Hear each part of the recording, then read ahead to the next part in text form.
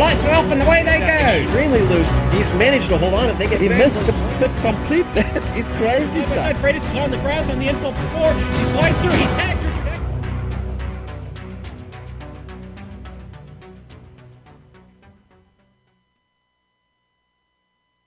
In 1876, a Norwegian composer named Edvard Grieg wrote a piece of music titled In the Hall of the Mountain King.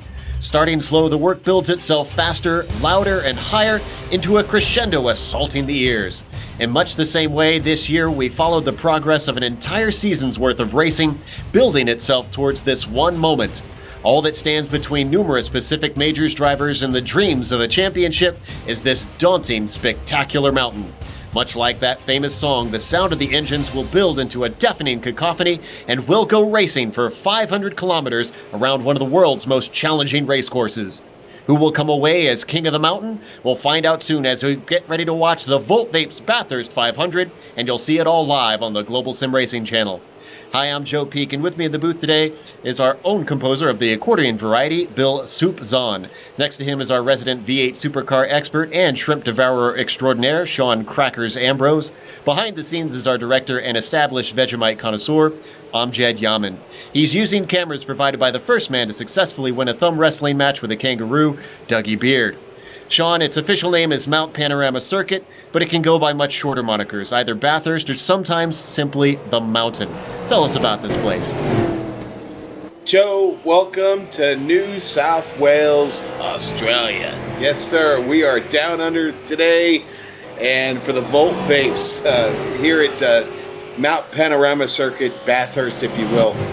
This track, they've been strapping anything with a motor on it to this track since 1938, Joe, and they run through people's backyards, right across people's property. There's gates along the way where you can go for a visit, a cup of tea, if you will. But it's 4 miles all the way around, 6.213 kilometers, 23 turns, and we'll be watching every one of those today.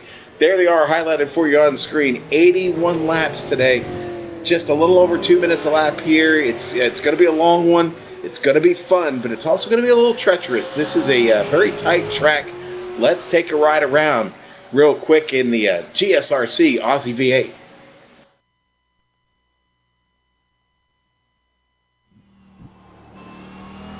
All right, we've got Amjad Yaman, the GSRC Holden, so let's do a lap around Bathurst.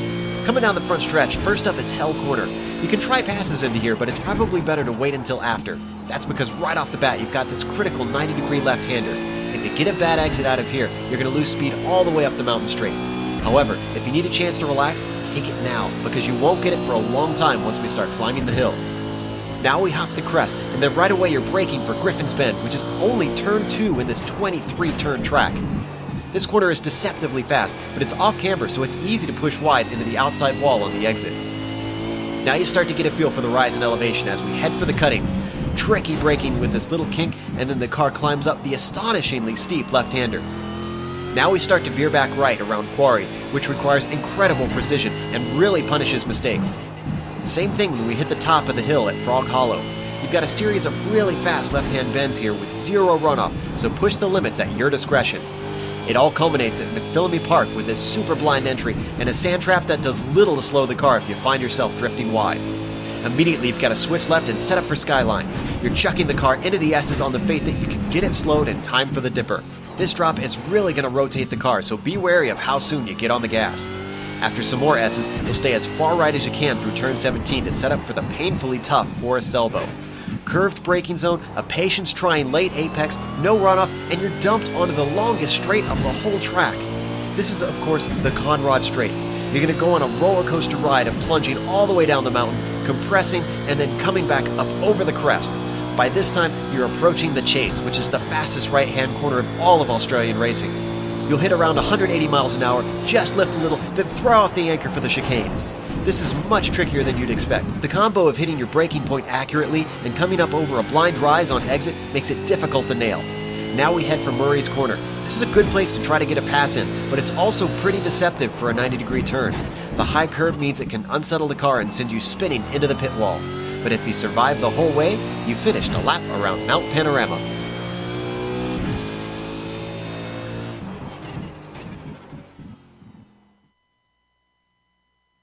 There you go, the onboard with Amjad Yaman. And if you don't think some of those corners are frightening, you're either Australian or have no fear.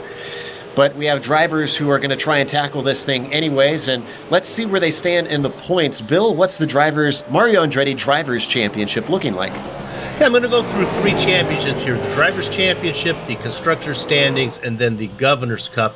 There's a lot of details we have about these. We're going to save them, keep them in our pockets here. We'll let some of these gems out during the race because we got 3 hours to fill, so we'll save some of the details here to get you guys to keep watching with us. Right now, let's look at the Drivers' Championship 1 through 5. Jason Fleischle well out in front by 118 points for Alliance Racing. Dylan Barnes for Mountain West Motorsports in second. 20 points back of him is Rob Gall from Mountain West Motorsports as well.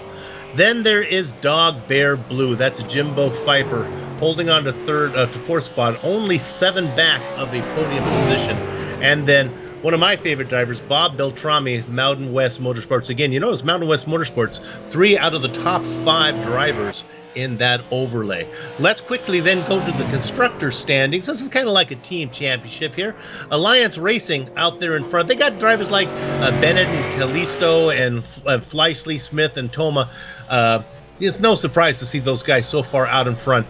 About 250 points back is Mountain West with drivers like Barnes, Beltrami, Gall, Johnson, and Redeker. Dog Bear Racing, again, these are real similar to the names we saw up there in the Drivers' Championship. They got Barker and Palmer, Partridge, Pfeiffer, and Walsh. Pfeiffer here today. He was doing some fun stuff during practice. Riding Shotgun in 4th position, and then rounding out the podium, NKH Racing. Not sure what NKH stands for. I'll do a little research on that one. Now we move to my favorite one, the Governor's Cup. And once again, it looks like Northwest now. They're up a spot. They had a great race last time. They have moved into the lead. You can see that they're up a spot over Texas and have claimed that starting position. If they have a fairly decent race today, they should be able to bring home the Governor's Cup. Texas gave them a run for their money back there in 2nd position. Now the West used to be the cellar dwellers from a couple seasons ago. Good to see that the West have picked up their pace a little bit, and Evaustis is California, who, my goodness, is really struggling. My state needs to really pick up the pace here a little bit. What I've done there, I've gone through all the standings, but wait, there's more to know to understand this race. Let's go ahead and talk about some of the details of the actual event. I'll throw it over to Sean Ambrose. All right, and let's talk about that right now because it's very important. We probably have a lot of viewers that haven't watched this before in for the first time.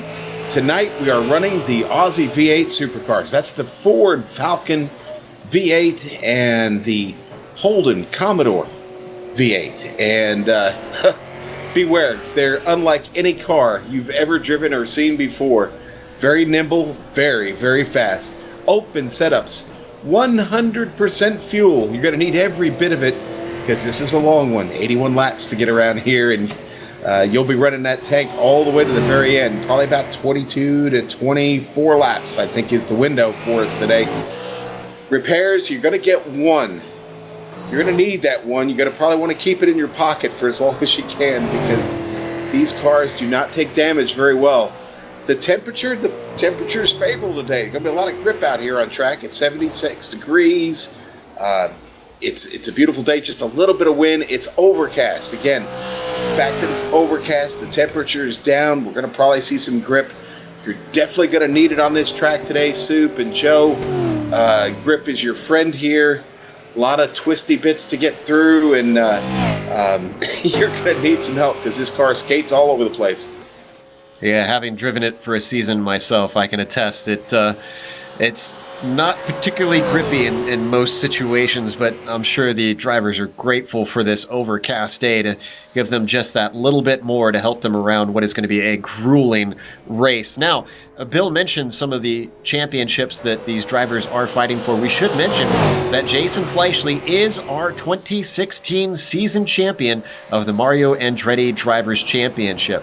So congratulations to Jason. He sealed it up at Road Atlanta a few weeks ago in the second to last round. However, a lot of other drivers are going to be fighting out there.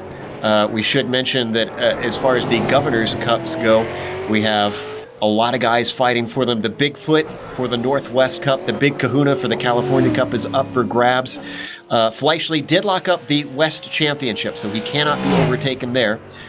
So that West Championship is the only one that is up for grabs. And of course, the last one is the Maverick. That is the Texas Championship. And that one is also being fought for by multiple drivers. Now, Bill, one that I think you are particularly interested in is the Legends division. That one is very much up for grabs with quite a few drivers trying to come through on there. It does indeed. I do not have those stats in front of me, Joe. You threw me a curveball, but it's certainly a category close to my heart. I'm hoping that they have one for bald fat guys too. That would be good. But well, Soup, right now, actually, Brian Barnes and Rob Gall, Wayne Hutchinson could all win that Legends division. But Wayne's going to have to win the race and probably going to need a little help to do it. Rob and Brian both control their own destiny today, but must only beat the other and be better than 14th place. So a lot of situations involved with wrapping up that Legends division today. So good little battle going on there. And a lot of those drivers that you just mentioned, not only in the battle for the Legends, but they're also up there in the Drivers' Championship as well. So it's an old man's game here in the Pac Majors. Who you calling old? Well, speaking of which, one of the things that I'm curious to see about as this race goes on that I feel like it will be a big factor, Sean, is the attrition. This is a race. It's already very long, so we'd think that would come into play, but a number of drivers I expect will fall out due to the damage. They are going to get that spare car. I believe you mentioned it in the race details as you see Richie Hearn meet the exit of Forrest Elbow there on screen. But I get the feeling that just keeping the car pointed forward and all together is going to come into play. Yeah, it really is, Joe. It's going to be something to watch all day. This is not a very wide track, especially up on the mountain. Getting out of Skyline and down into the S's, and then that left-hander, the dipper, having to settle the car. So easy to run too hot through there, run off and smack a wall. The car does not take damage well at all.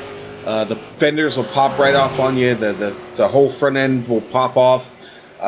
You can ride around with that. It's the suspension you've got to be very wary of, and try to take care of that throughout the run.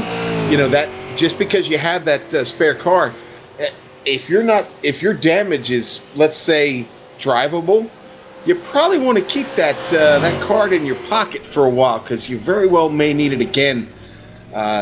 Working through traffic is going to be a big deal, because once you really get out of turn 9, that Frog Hollow section of the track, and you start to work your way up onto the top of the mountain, there's really nowhere to get by up top there. Your real good opportunities are on the long straights, Conrad on the backside, Mountain Straight on the front side, and then your runs down through the end of the beginning of the track there through Murray's Corner and Hell Corner. Again, the technical sections up there at the top of the mountain are so tough, it can be so costly, and again, the car is not very forgiving to damage. Attrition is going to be a factor today. I think the smart thing to do is stay out of trouble, stay consistent, and stay off the wall. And staying out of trouble seems easier said than done on that first lap. I know there were some drivers talking about maybe hoping that Mike would be willing to throw a caution, a full course caution, if they did have trouble, but I do not believe that is going to be the case today. So from your perspective, from a driver's perspective, Sean, is there anything to do? Is there any sort of strategy for that first lap or two over the top of the mountain to try and stay out of that trouble, or is it just pray and hope? It's a little bit of pray and hope, but it's also a little bit of being patient too, and really take it easy. Like most of the cars we drive here on iRacing, cold tires, not a good thing. You're going to do this on a standing start today. You've really got to take it easy. Most of the setups these drivers are running are, let's face it, are longer stint setups. They need 2 or 3 laps to really work the setup in, get the tires, they heat up in the tires. First lap is going to be very, very interesting. I think the second lap, you're still going to have guys jockeying for position. I mean, it's only little over 2 minutes around here. Again, the second lap could be even more interesting than the first lap. All right, well, qualifying is over. Drivers are completing their hot laps. And if we're good to go for the grid, we probably should because it's a standing start. We got a lot of cars to go through. All right, we're going to go through the grid. On the pole, Blake Reynolds with a great showing, and Lionel Kalisto giving chase, rounding out that front row. Michael Lane is going to be starting in third with Brian Bennett in fourth. Inside of the third row, Ryan Toma with a 2:05.8, followed by Jason Fleischle, our now newly crowned champion, starting in sixth. Kyle Burney with a great showing as well. He had a bad race last time in Atlanta. He's going to want to try and see what he can do from 7th here today. Jimbo Pfeiffer will be starting 8th, followed by Richie Hearn in 9th. And Ryan Worley, another name we're glad to have back, will be rounding out the top 10, Bill. Paul Slavonic in 11th. Outside of him is going to be Rob Gall. Brian Barnes makes up the next row with the outside of him, William Fletcher. Wayne Hutchison in the 15th spot. All ribbons and curls today is going to be Kylie Murphy in 16th, Michael Thompson and Christopher Sherburne in 17th and 18th, Bruce Smeldon in 19th spot, and in 20, Bob Beltrami with mustard. Sean? All right, then we'll go down to 21st position. That's going to be Brett Trozine. Chris Pence going to be there in 22nd.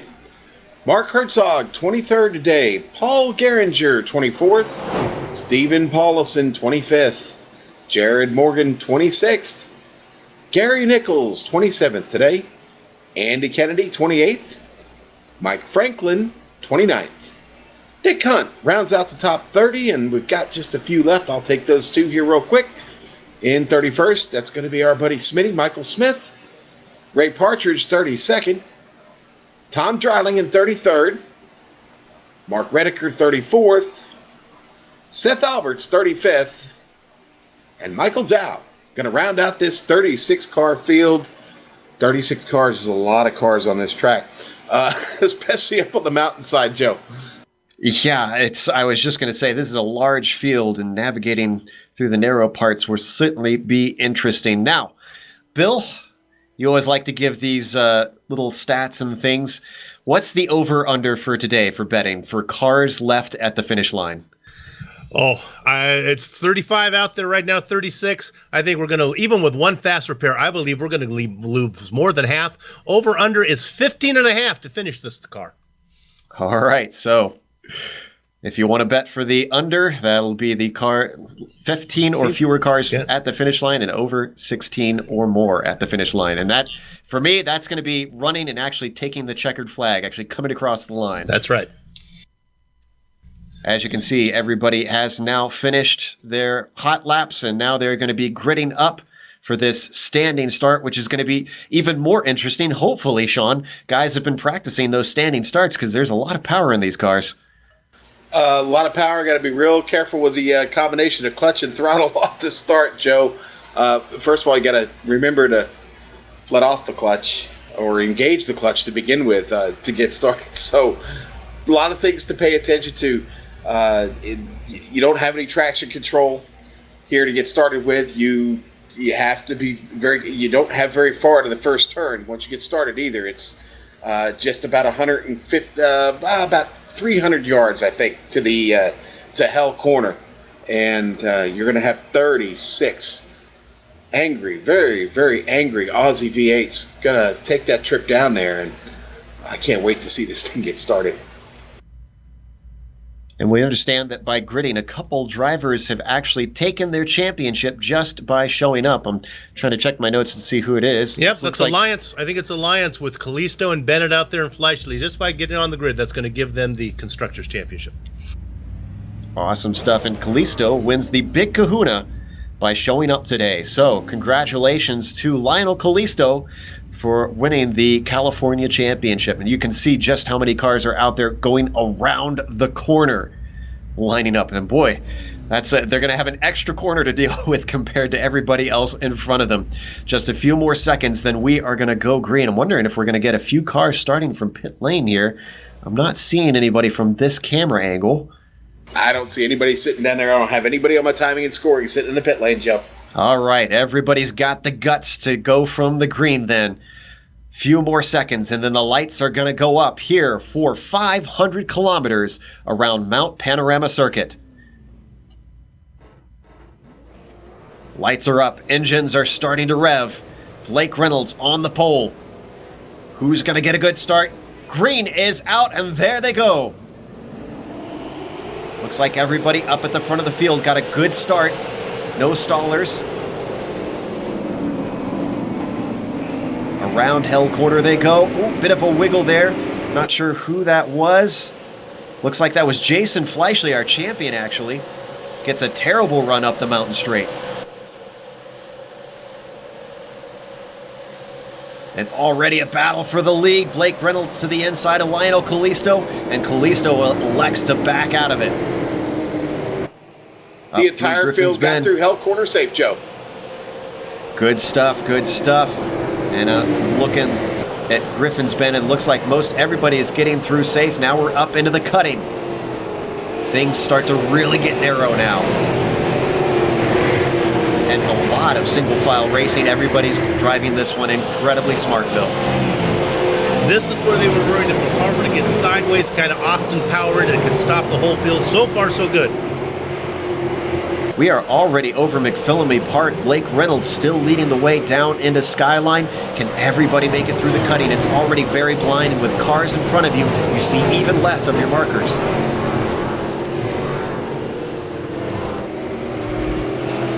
Sean, I think all the talk in the forum had these guys worried. I don't want to jinx them, but so far, so good.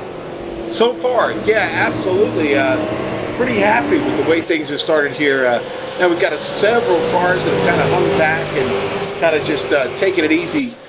What I talked about there in the beginning, just decided to just take it easy, let the car come to them, and just again let their setup come to them, and hope on some attrition in front of them. Oh, got a driver off the track right now. Oh, and it looks like Seth Alberts. He was back at the back. If any car's going to give you trouble, the one at the tail end is probably the best one to have it happen to. That was... Oh, and it looks like he had it a couple times. Once down into the cutting, twice down into the cutting, and then again, I thought I saw him have problems at Forest Elbow. However, I should note, I did see a number of cars that did exit the pits from the green, so we had what looked like maybe half a dozen that came from the pits. Paulison, Morrison, or Morgan, I believe. Maybe Mike Franklin as well. There you can see they are just now hitting the cutting with a 3-hour race. There are no cautions, so they can't get bunched back up. They will have to make up that time, but when you think about 3 hours versus losing 30 seconds, it's probably not too bad if you're in the middle of the field to lose that little bit of time to ensure you are safe. Sean, I think a little bit of peer pressure there. Nobody wants to be the knucklehead that causes a problem. Everyone got through safely. Yeah, you don't exactly want to cause a problem. Looking at Tom Dreiling right now, who just got around Ray Partridge. Dreiling picking up positions early here. Doing it from the back of the field. One of our drivers tonight running with the breast cancer awareness paint job on the car. Absolutely, and they actually have names on these cars. I believe it's the NKH team. Yes, it is, that are running these paint schemes. Amy Lynn Lucero is the person that car is paying homage to, who has been lost to breast cancer. Our thoughts and prayers go out to that family, of course. Yeah, name right up there on the fenders of the car.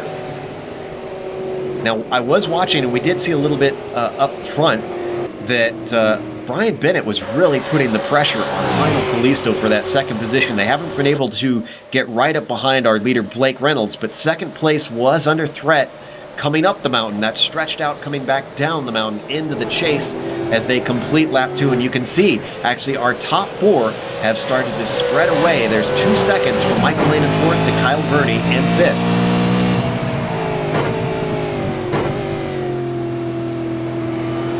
Bit of a puff of smoke there from Bennett as we ride on board with Lane.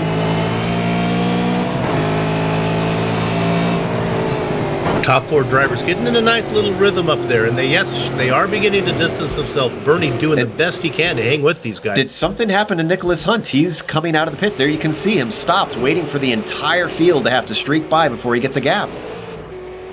We're going to go back and see if I can find out what happened to Nick.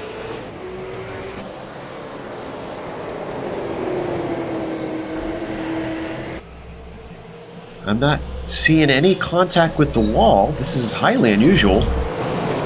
Oh, it looks like it happened as he exited the pits. Very first corner. That has got to be frustrating.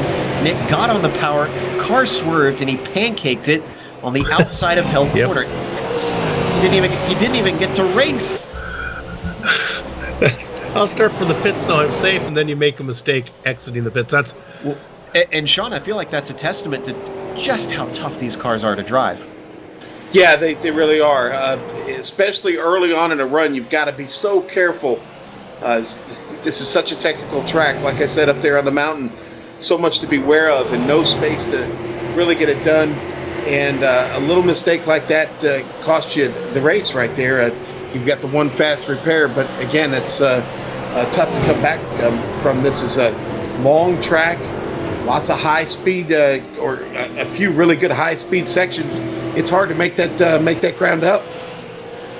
And we're watching on screen William Fletcher starting to back up a few cars. Kyle Murphy, Christopher Sherburne, Bob Beltrami, Bruce Nelson, Chris Pence, and Mark Herzog Big Train are kind of stacking up behind this number 28 Davey Allison themed machine. Fletcher got on the forums, let us know that that's the inspiration for all his paint schemes. He's a big fan of the late Davey Allison. That makes sense. A nice number 28 Texaco there. You know, one of the things the drivers were talking about, other than this car being we have a problem. Jimbo Pfeiffer having trouble. That he's in 12th now. Oh, it was coming out of the final quarter. It was big trouble for Jimbo. Coming out of Murray's corner.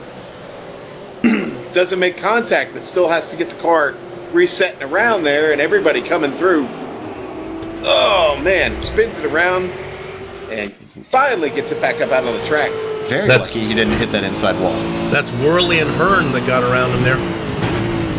And Sean, that last corner I found is really deceptive. It's 90 degrees. You think, okay, very simple corner as we see the onboard of Pfeiffer taking a little bit of a spin. That inside curb, though, you want to get greedy, but especially in these V8 supercars, I found you can't take too much of it. Yeah, honestly, Joe, for me, I don't want to touch it at all. I just want to keep the wheels off of it. It's very tricky. You better be awful lucky or awful good to manage that curb, that 90 there, the left is so tough. I like to stay just right on the wicked edge of it there. Jimbo recovered well, though, I got to be honest. Now, he lost 6 positions because of that spin, but he's back on the hammer now, and things seem to be okay as he makes his way into Skyline. Plenty of time. Still early days here. Yep, if you're going to have a problem, have it early. Now we've switched back up to Callisto, who's been in a battle, but let's go back to Ryan Toma in 7th. He's got a good run out of Forest Elbow. He's chasing down Jason Fleischle, and I wonder if we're going to see an attempt down into the chase.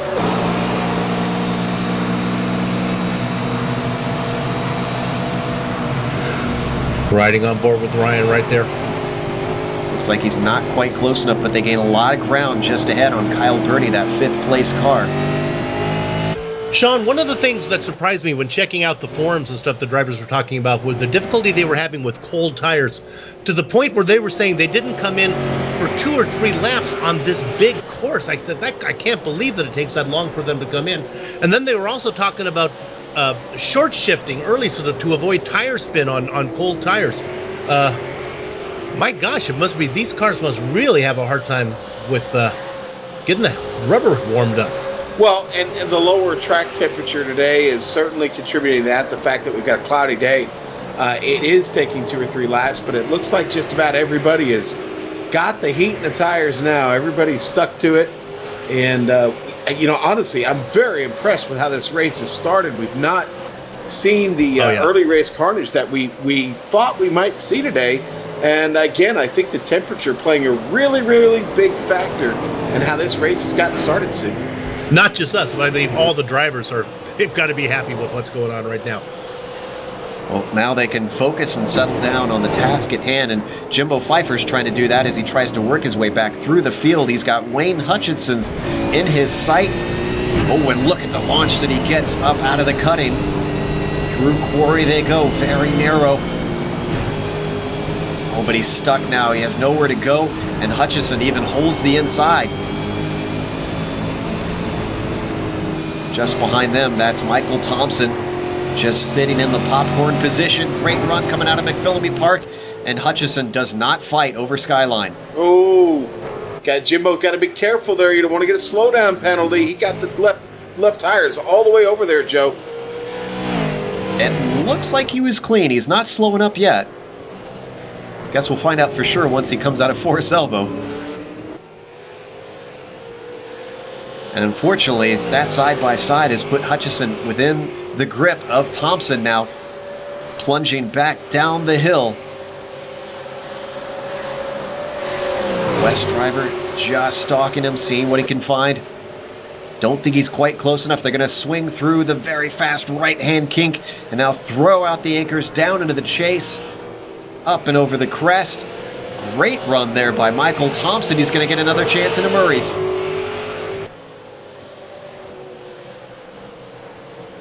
Takes a little bit of a peek, but nothing doing now. Still only 3/10 between these two drivers. This is for 14th position. There you see another puff of smoke coming from the car ahead. Jimbo Pfeiffer locking them up into hell corner, but he's already streaking away from these guys. Got to be careful of wearing out those tires too much. These are pretty long runs they're going to have on a set of tires. Don't want to use them up too soon. Well, that's certainly something to talk about, the tires. This is not your standard Cup, Gen 6 Cup car tire or B-Series tire, or even a late model tire. This is, well, comparable more to a late model tire, to be honest with you. It's a much narrower tire. It's a little bit higher up off the ground. And, well, it doesn't take the heat very well. It doesn't take long to wear it out. You don't want to spin them a whole lot. You certainly don't want to do a whole lot of drifting. It will cost you. We switched up to our leader, Blake Reynolds, still leading the way. 6 laps into this 81-lap race, and in fact, it's over a second now that he's stretched out over Lionel Callisto. Blake has been looking nice and smooth, but he's got to do this for quite a few more laps. I'd like to point out that my state has Callisto in second. That's California, and then also Kyle Burney in fifth. Oh, wicked moment there. I'm sorry, Soup. Wicked moment there for Blake Reynolds. So not totally impervious. Commentator's curse as he was coming out of the chase. Let's look at the replays. The tail almost wanted to swap ends. Here we go, up through the left-hander. Track rises, and then a long swing left, and wow, he was drifting that thing through.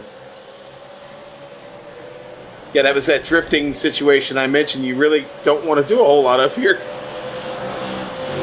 Lost about 3/10, but not a huge disadvantage to Lionel Callisto, who's still about 8/10 back. Soup, Blake Reynolds representing my state. The great state of Texas there, buddy. Well, see, it's the point I'm trying to make. It's not fair. In California, our weather is nicer. Our women are prettier. We're at a disadvantage to get enough drivers. Wow, Whoa! Things got serious in the booth here. Easy there, easy. Well, Lionel Callisto is probably less worried about Reynolds in front of him and more worried about Bennett behind him. Northwest driver up there. He's been very close for quite a while. Hasn't really been able to threaten. And as we ride on board with our third place driver, you can see he is not far from that rear spoiler as they accordion together down through the dipper. Now they go through a few more S's into Forest Elbow. Another very difficult braking zone. You can see all of them locking up the tires as some of them probably leave the ground with the way that the track drops. Now they start to stretch out once more, heading down the Conrad Straight. You know, Joe, I honestly thought lap 2 would be the most exciting lap of the race. It never really developed. I think the most exciting laps of the race are still yet to come for sure. I'm a little surprised with how much the field is spread out. Yeah. You've got cars basically, where are they not right now? They're not on the mountain straight. We've only got one car over there right now, and everybody's making their way around there now. Our leaders are coming up. Well, the front let's go to stretch. Jason Fleischle, who almost loses it, and he does spin it halfway around. And once again, it's in Murray's corner. I don't think he actually got the curb there. Let's check the replay. Yeah, he just took too much speed. You can see he was trying not to get into Kyle Burney just ahead of him. And unfortunately, he loses a position to Toma. He's going to lose a spot to Ryan Worley. Paul Slavonic as well goes by. Richie Hearn. And even Brian Barnes sneaks his way through. I've been following that Fleischle battle with Burney, and Fleischle was faster. He was just looking for a way around him. And I think he just got a little impatient. Kyle Burney, another one of our drivers running the lung cancer awareness car this evening. And he is representing, Kyle's got Jan Stiles and Craig Stiles. In That fact, would be the ovarian and lung cancer. Yes, a couple of drivers representing two different cancers that have unfortunately taken people from their lives. There you can see Bernie working his way down through the S's into the Dipper. Beautiful looking cars, wonderful tribute. And definitely, if you have a charity near to you that deals with fighting various cancers, we encourage you this October to do your best to contribute and do what you can to try and help those and help medicine try and fight this sickness that has taken many people and many lives over the years. California driver now going to hit the bottom of the mountain and turn yet another lap. And just to tell you how long these laps are, there you can see on the screen, he's on lap 8, going to turn lap 9 here very soon. And we are quite a ways into this thing. In fact, I believe we are almost a half an hour in already. It's funny, it doesn't feel like either. Feels like we did just drop the green flag here a moment ago. I'm really surprised. Let's go to I know I've Fleischle. said it several times. Let's go to Fleischle. Who's trying to make up for ground lost. He's now overtaken Brian Barnes. Gets on the horn like a ska band, Bill, and gets it done. Yes. Well, he's got places to go now. Next up for him, I believe, is going to be, is it Richie Hearn? Richie Hearn is up next, yeah. In fact, he is just behind a battle as well. Paul Slavonic behind Ryan Worley, putting the pressure on. He's only 2/10 back, heading up the hill, but he runs out of road before Griffins. And I'll be honest with you, I'm a little bit awestruck that I'm sitting here calling a race with Richie Hearn in it. So Richie Hearns could punch somebody. I don't think he's going to get a bad call from me because he can do no wrong in my book. Currently running in 8th position, 9th position overall. Not the only celebrity in this race. You can see Slavonic in the 5:28 ahead of him. Slavonic has just published a book on the guide to road racing on a budget. He has just published. If you want to go check that out, you can buy it on Amazon, I believe. Ooh, and he has a bad run there through McPhillamy Park. That loses him a lot of space on Ryan Worley, and in fact closes Hearn back up on the back of that 5:28. That's a book Sean and I could have used about 20 years ago. Yes, definitely. Whoa, and the lead is up for grabs side by side. Brian Bennett trying to defend. Oh, my. Up into the chase. Reynolds has the inside. It's Reynolds who is defending, excuse me. As Bennett is denied the opportunity, they come out of there almost into the grass for Blake Reynolds. He uses every inch of the track. He must have made a mistake because he still had a gap last we saw. Good. Oh, and Lionel Kalisto with a big moment, and he's going to lose a lot of spots as he goes a full 360. Almost got collected. Yeah, I was lucky. Michael Lane almost got him going through there, Joe. We're going to see it on replay here.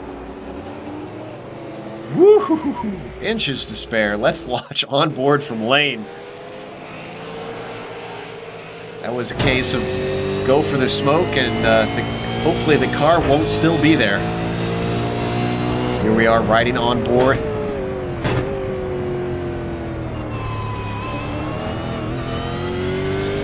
Wow. Good stuff from the Texas driver. Watching lane, that moves him up into a podium position, running very nicely. He's another one of our drivers driving for for the NKH team with, I believe actually, looks like Lane does not, oh, he is the prostate and colon cancer, I'm seeing here. He has Ed Lane and Irene Webster on his car, paying tribute to those lost in the fight against cancer. Joe? Go ahead, Sean. Oh, I picked up Fleischle. Well, we know he's got real big fish ahead of him, and he's picking them up here, back on the throttle. That's Richie Hearn that he is already reeled in. In fact, those three are back together because Worley is once again being hounded by Paul Slavonic, so we could get a 4-car train all fighting for 7th position. Let's see if Slavonic can get himself a run coming out of Forest Elbow.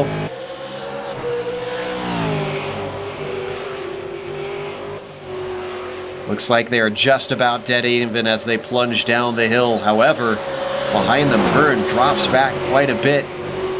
And the gap between Hearn and Fleischle is now under a second. Sean, we've seen a couple cars spin. What's interesting, Kalisto spun, Fleischle spun, but they spun where there's plenty of room. We haven't seen anybody lose it up or down the mountain yet.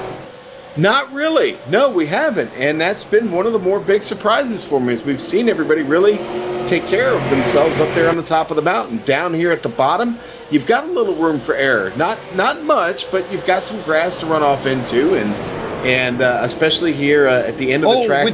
We got to go to Kyle Murphy. A number of cars having to take evasive action. He was trying to make an overtake on Fletcher down into the chase, and contact was made. Both of them turned around. Let's see who, as we watch the replay, had to go around. Looks like Bob Beltrami and Christopher Sherburne going way off into the grass. Yeah, Murphy. Sean, go ahead. More with him, and he gets on the brakes a little bit too late down to the inside. Clips what's going to be the curbs here. Watch to the left. He's going to get a little bit of that, and that's going to send the car around. Oh boy! Actually, he got to the grass before he actually got to the curb. It was the curb that sent him around. You're a kind man, Sean. You're a kind man. And Chris Pence we saw sneak by, as well as Bruce Snelson, who gained some positions from that incident. Kyle Murphy was lucky Sean was on the mic describing that one. You got away easy. And it's early, Sue. It's early. And because we had to go away from that, Ryan Worley lost a number of positions. I'm wondering if that was coming up into Griffin's Bend. I'm going to do some research. Well, it looks like it was into Griffin's Bend, but then he lost another with a very brave move by Richie Hearn into the cutting. Not a place you often see that happen.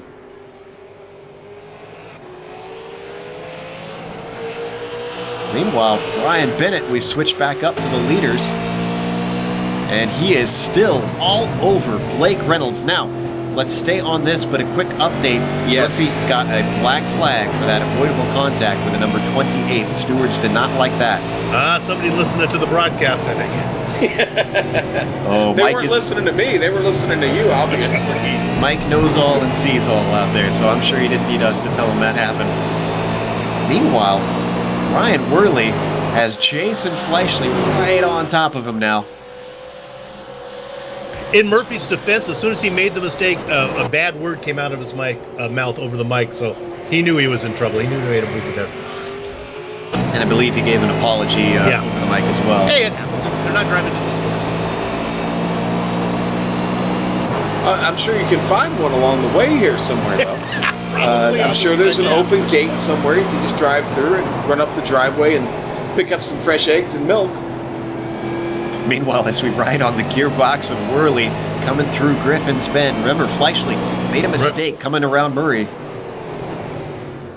And he's trying to make up for it as he almost gets into the rear bumper. Toma having a little bit of trouble of his own there.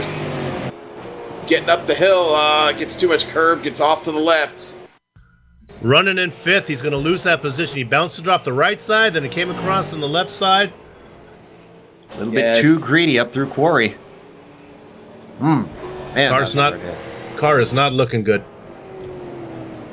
We're going to watch it on board one more time. Now, some of these drivers might be having to adjust, Sean, to the fact that these are right-hand drive cars as well. Yes, several of these drivers that are not used to driving this machine, it is a bit of an adjustment. Now, the good news is if you've driven the C7 Corvette, the prototype, you've got a little bit of experience driving on the right-hand side, but this is a bit of a different beast. It's full right-hand side driving. The C7 maybe a little bit more to the center, off to the right a little bit, but this one is all the way on the right-hand side. And yes, because of the direction we're traveling around this track, getting used to that is a bit of an issue for guys, especially the oval guys. Are all messed up right now. Yeah, it's a right-hand drive on a counterclockwise. This is really confusing. Hey, just to get back on Hearn and Worley and Fleischle, remember... Tell them we're going to bring it in, guys. Yeah, he needs to. That car was in bad shape. Hearn got around Worley because he is being pressured by Fleischle, who has places to go. Best thing for Hearn now, because he's be able to distance himself a little bit from Worley in that battle that's pretty close. One of the best battles out there right now. Slavonic in 6th. God, I moved up to the front. Bennett just got a really nice run out of Griffin's Bend. Had closed up on our leader there, but I think those two are just kind of really just watching each other and just being patient right now. They've opened up such a great lead. Don't want to take too many risks here. Earlier, about a little bit past halfway, I believe, on this first run, this first stint. Sean, I think Bennett is trying to put the pressure on Reynolds a little bit. Reynolds has had to lock it up a couple times. I think he's just back there being annoying. I had noticed that too. Yeah. That he locked him up coming into the cutting. He's obviously pushing the car. I wonder if that's going to come back to hurt him later. Yeah, you know, with some guys, all you have to do is just stay in their mirror and boy, yeah, locking them up right there. Such an easy place to do it right there, Joe. Oh, very much so. I've done it a number of times and in a number of cars, but here comes Bennett once again. He's got the slipstream down Conrad Straight. He is closing it at a high rate of knots. We could see another attempt at the pass. No. Not there. Not there. So Bennett not looking for the opportunity. It could be like you said, Bill. He's looking to take the easy route and just harry him into a mistake. Yeah, I don't want to hear any complaints from the Bennett family if we don't get the pass for the lead on screen, because we can only watch it for so many minutes here. Bennett is just back there waiting for maybe saving some fuel. Oh, and Worley getting passed by Fleischle. Down into the chase. Is he going to come back at him, though? He got a good exit coming out of the chase. Looks like he's going to run out of road before Murray. Let's look at the replay to see how Fleischle got it done. Looks around the outside of the kink into the chase.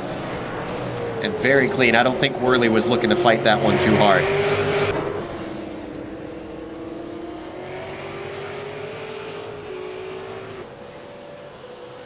So this moves Jason Fleischle into 8th position. Next up for him, Richie Hearn, about 2.5 seconds up the road.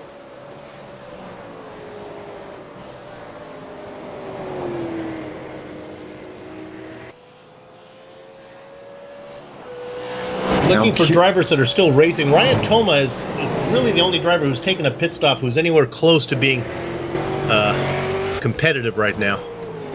Now, I wonder if we're going to have to start thinking about lap traffic here. Stephen Paulison is currently heading down into Forest Elbow. Meanwhile, Blake Reynolds just worked his way through the dipper. Yeah. So he is not terribly far behind. No, not terribly far behind at all. Probably catch him close down to Murray's, or at least out of Hell's Corner up the mountain straight. But yeah, they're on the way. Blake Reynolds had a terrible exit coming out of Forest Elbow. He already goes to the defensive to the left side. Now it's going to be on the outside for the kink, but once they hit the chase, it's going to switch back to the inside. The question is, can Bennett get enough of a run? They can't go flat out through here. They go side by side down into the braking. Reynolds holds on to that inside. Just a little bit of a nose ahead for Bennett.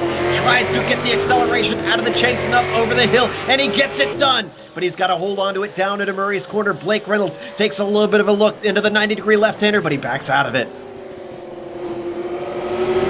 Consider that job done for Brian Bennett into the lead. Boys have a little bit of fun there. Well, that seemed a lot harder than the pass that he could have had about a half a lap earlier going up the straight, but he gets it done. Jason Fleischle off the course, guys. And we might have to step away from that here because Brian Bennett is closing up. Is he going to take a look to the inside? Yes, we got an attempt for the pass to the lead. Let's go back live. Bennett has the inside. Oh, but they come to blows. Just a little bit of a tip. They're still going to be side by side through Griffin's Bend. Reynolds, Bennett squirming under power. Oh, he almost squeezes him into the wall. He runs out of room. Reynolds backs out of it, and I'm sure that is not going to sit well with the Texas driver. Oh, let's look at from the chopper view. Maybe he got it clear from his spotter. Oh, barely Really? clear, though. Gonna go with that? Yeah, well, I'm thinking of... But contact twice in 2 corners as the tree unfortunately blocked our view just a little bit. That's 2 times that they came together, and on the climb up the mountain, you can't really make contact through there very often and come away from it. Okay, now, so we missed what happened with Jason Fleischle. He spun in the chase all by himself, no problem. Got the car back on track, no damage, he's back underway, but still finds himself down there in 10th spot. He's lost 4 positions since his race started. We've got to go back and to the lead because it's swapping once again. Jason, unfortunately, we're not getting the replay in here. I'm sure he's not too sad about that, but Blake Reynolds got the run out of Forrest Elbow. He swaps in front of him with almost no room, chops off the nose of Bennett, and that's going to deny him the opportunity into the chase. Was that intentional, you think? Oh, my God. No, that's closing the door and throwing the chain. Gee. Woo! So, move Reynolds now back into the lead once again. These guys loving this is Michael Lane. He's be able to close up a little bit on these guys now, running in 3rd. Sean, these guys must have been watching some V8 supercar races because they are taking some notes from those guys, not giving any quarter out there. No, and that is what you see in V8 supercar racing is very, very little quarter given, especially at this track. No room for give and take here. You take it, you keep it, or you take it back, and you take it back any way you can get it. It's been a great battle up front here. Who knew within the first 20 laps we'd see a great battle for first already going on here. Just because it's only 4 clubs. Oh, a little bit wide from Bennett there up into the cutting. Yeah, he got a little greedy there. Saves it, though. Yeah, he keeps it going. I was going to say, just because it's only 4 clubs here on iRacing doesn't mean that you lack talent out in the Pacific Majors. These guys are really pushing hard. Now, we are going to have some news about that later. I can't spoil anything, but there's going to be... Oh, and here's going to be an opportunity. Boy. Bennett with more trouble, guys. Yeah, Bennett with trouble, and he's going to be kicking himself because he could have had a good chance as Reynolds has nowhere to go. He's got Stephen Paulson, and it looks like it's still going to be an opportunity for Bennett. Looking every which way. Car trying to get out of the way. How did Bennett not get a slowdown penalty through there? I think he must have, but they just had nowhere to go. Paulison finally gets out of the way, but here comes a chance for Brian Bennett. Oh, but he lifts down into the chase.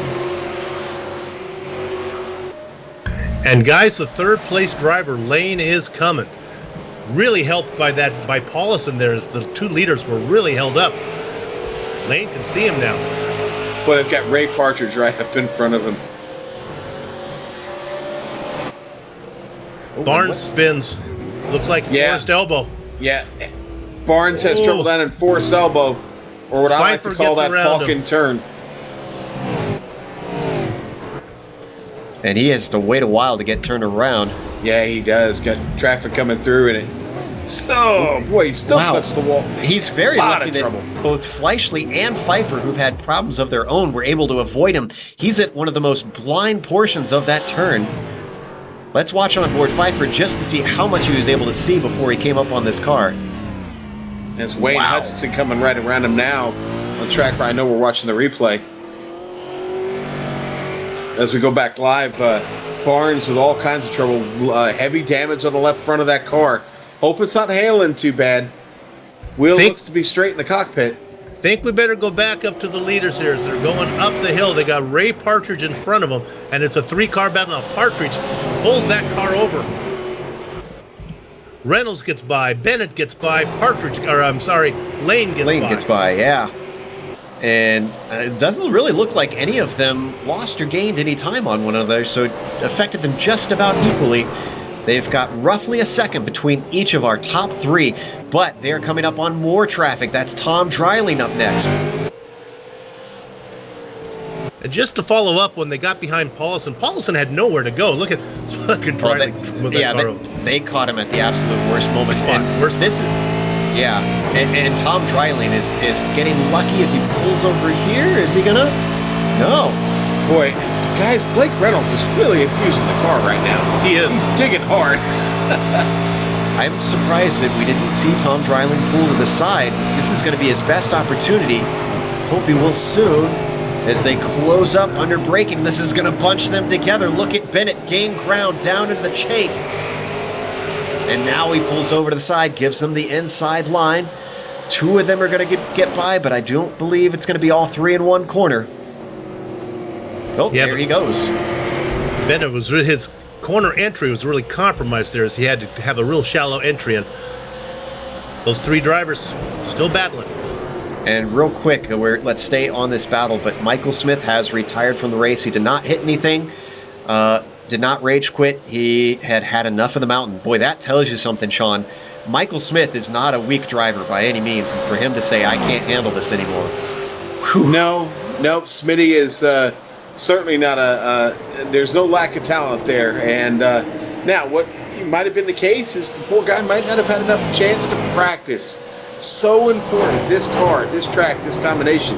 If you are not familiar with the Aussie V8, you have to practice. You need time in this car. It doesn't react like any of the other cars on the iRacing surface. It's a different beast. I keep trying to find comparisons as I become more familiar with the car and I continue to drive it. I keep trying to find comparisons with some of the other cars, and there really isn't one. It has all the power of somewhere right between the Gen 6 and the B-Class car, and it has all the handling of let's say, maybe a GT3 car, to be honest with you. The problem is finding a balance between that power and that handling.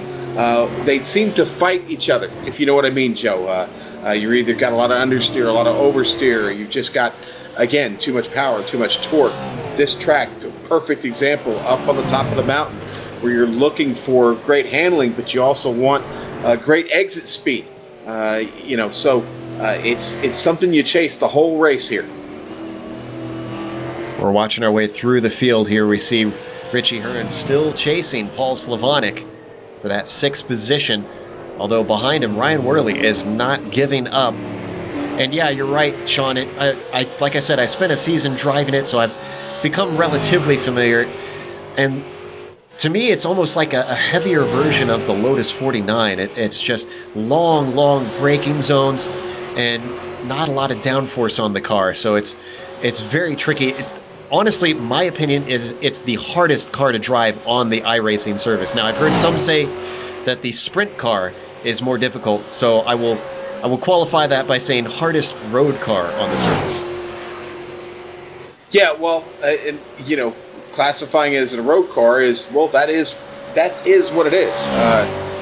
But it's a great oval car too if you set it up right. So it has all the ponies and has all the ponies under the hood to compete as a sufficient oval car too. I would love to see a full-time oval series with these things. That would be a hoot. Meanwhile, Bruce Nelson in 14th has got Christopher Sherburne and Rob Gall not too far behind. 19 laps in. They're going to tick off lap 20 here very soon. Worley back here getting around some lap traffic. Kyle Murphy going side by side with him. Wow, and Griffins. Come on, Kyle, you're in 28th, buddy. Yeah. It's all right. Let him by. It's taken about 19 lap, boys, but now the dynamic of the race is changing. Now the lap traffic is spread around equally all through the track. Drivers are getting it in all positions. Leaders all the way through. All the lead lap cars are running into traffic now. And here's the thing. We're only a quarter of the way into this race, so these guys are probably going to have to deal with this traffic 3 more times before this thing is over. The good news is what Sean pointed out is that there's not a lot of battling going on. Stephen Paulison with big trouble. Woo, baby. Down in the dipper, getting into the dipper just before that, out of the S's. And the car is crabbing sideways. He's got company trying to get by. Paul Slavonic. We're looking at the replay, and this is a change your pants moment. Yeah. Fish-tailed it off the inside wall, then off the outside wall. Got it on both sides. Car not in good shape at all. He's just barely getting down through Conrad. He's doing a good job of holding that thing offline. Thankfully, it doesn't look like it's weaving around on him, so at least he can hold it in a straight line. And he's going to have to get some serious repairs. I wouldn't be surprised if we saw Paulison take his free repair.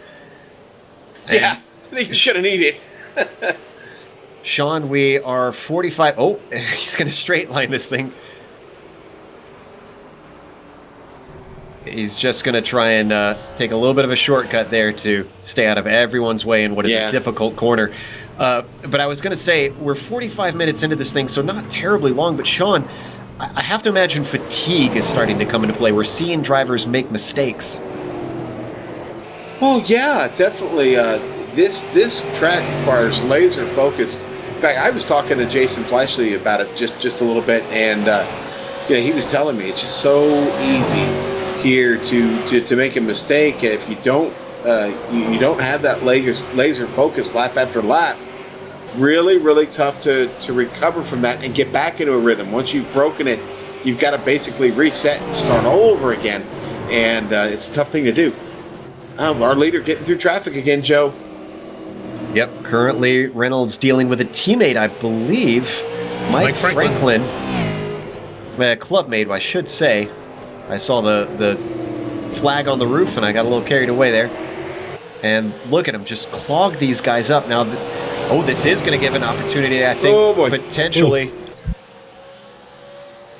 Brian Bennett manages to sneak around. Michael Lane gets by now, closing up.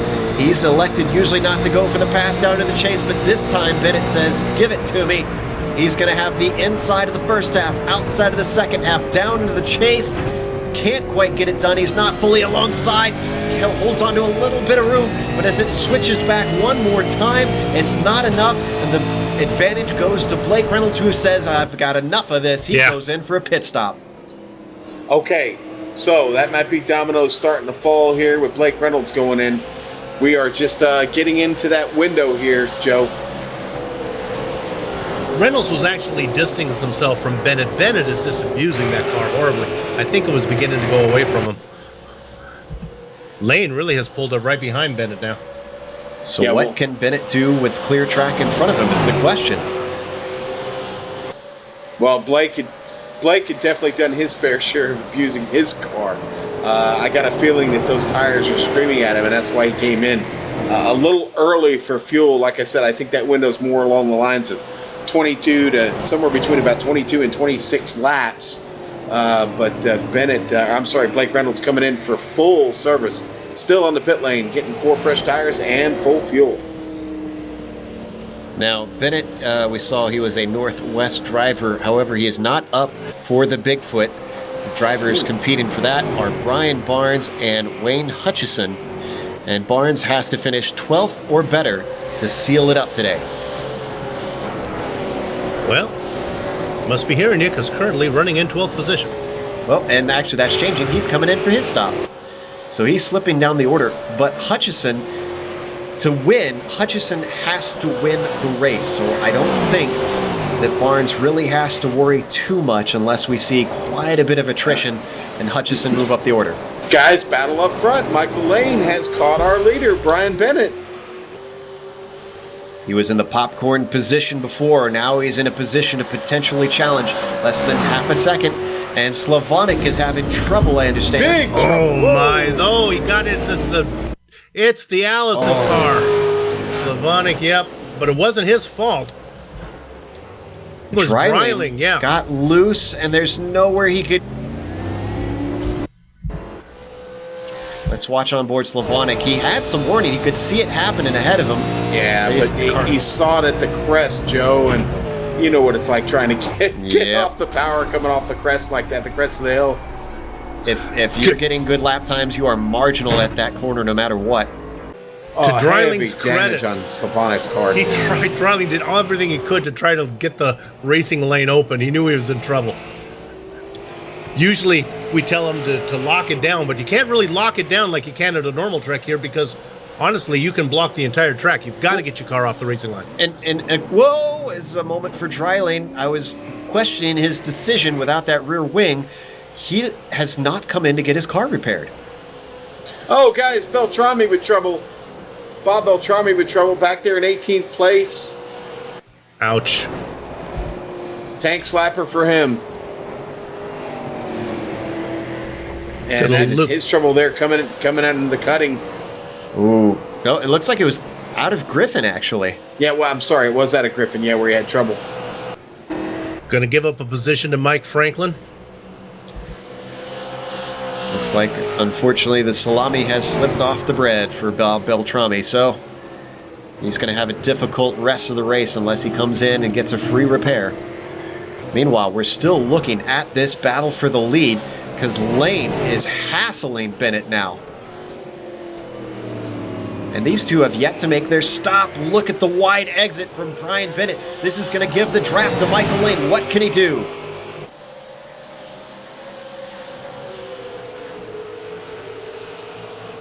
Looks to the outside as they come down the Conrad Straight. Michael Lane now side by side. Into the chase they go. And Michael Lane might actually have this if he takes the apex. Oh, but he goes off. He does. He goes. Manages to avoid Bennett as he comes back on. And Lane gets on the radio apologizing for giving him a scare. Both managed to keep going. What's happening to Fleischle, though? Oh, no. Big trouble for Fleischle. Third time's the charm. He already spun it twice without hitting anything. You can only spin it so many times there at Bathurst. And the car, you can see, starts to come around down into Forest Elbow. And that was Pence got him. Pence had nowhere to go. Maybe we can get an onboard from Pence here later. Yeah. He just comes around and you don't know he's there. I mean. Yeah. And then he comes right back in front of Jimbo Pfeiffer to end it before he finally gets going again. Pfeiffer gets wedged. Oh, there you see the blow from onboard Pence. The Texas driver able to continue. I said it once, I'll say it again. It's that Falcon turn. It's a lot of trouble there. Very difficult. Guys, I think by the time the pit stop settled down, I think your leader is going to be Blake Reynolds. I think he's going to blow these guys away. Whoa! Blake Reynolds having to get by a car there. It was Jason Fleischle actually, and real close to Fleischle getting by him. Pfeiffer's in the pits, guys. Several cars in now. And Sean, is there much undercut with these cold tires making it hard to get around? Does getting the fresh tires allow you to start to gap people? Yes, it does, but again, you have to be careful on those out laps. You needed a lap or two to get things going. So, but Blake 2 seconds faster this lap. Kyle Burney with trouble, or battling here on screen. Kyle Burney, and this is going to be for second position. Actually, He's challenging his teammate, I believe. That was all traffic related, going up and down the mountains. Lane and Bennett got behind a squadron of cars they couldn't get around. Hunt was in that mix. Paulison was in there. And both of them coming in for their stops. The car who has come out is Jimbo Pfeiffer. He's gotten his damage repaired, taken his stop. Bennett going to try to one-stop this race. And remember, you were thinking that maybe Reynolds might have the advantage. Well, right now, he is very much stuck. He's got Michael Thompson in front of him at the top of the hill. He's coming back down. Now is going to be his first opportunity to finally overtake. But it won't be over because Slavonic is the next car up the road.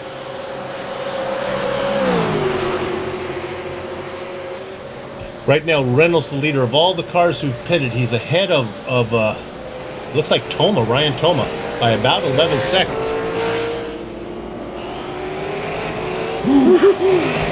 Close for our potential race leader there. And now he's able to get by Slavonic, who's got some damage to repair after he had that incident with Dreiling. We're getting some interesting information behind the scenes. Both Bennett and Lane have neither won a Pacific Majors. This will be their first, so they've got something to fight for here. And boy, that'll be impressive if your first is here at Bathurst in the V8 Supercar. I couldn't think of a tougher place to try and pick up a first win at. Now, he hasn't been in position to try and win quite yet, but as we said, attrition could take place. Ryan Worley, he has won 3 straight years. He's won a race, at least one race, 3 straight years in the Pacific Majors. If he manages to win this one, it'll be 4 years in a row, and I think that's every single year of existence, if I'm not mistaken. All right, here's how this is going to shape up here. We got Bennett in the lead, getting down Conrad now through the chase. Is he going to pit here? He's 52.5 seconds up from Blake Reynolds. Pit stop for Blake Reynolds. There he goes. And there he goes. And he went about 12 miles farther on a set of tires.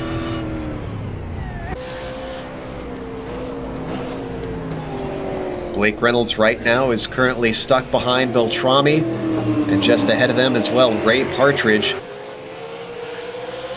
He is coming down the mountain now.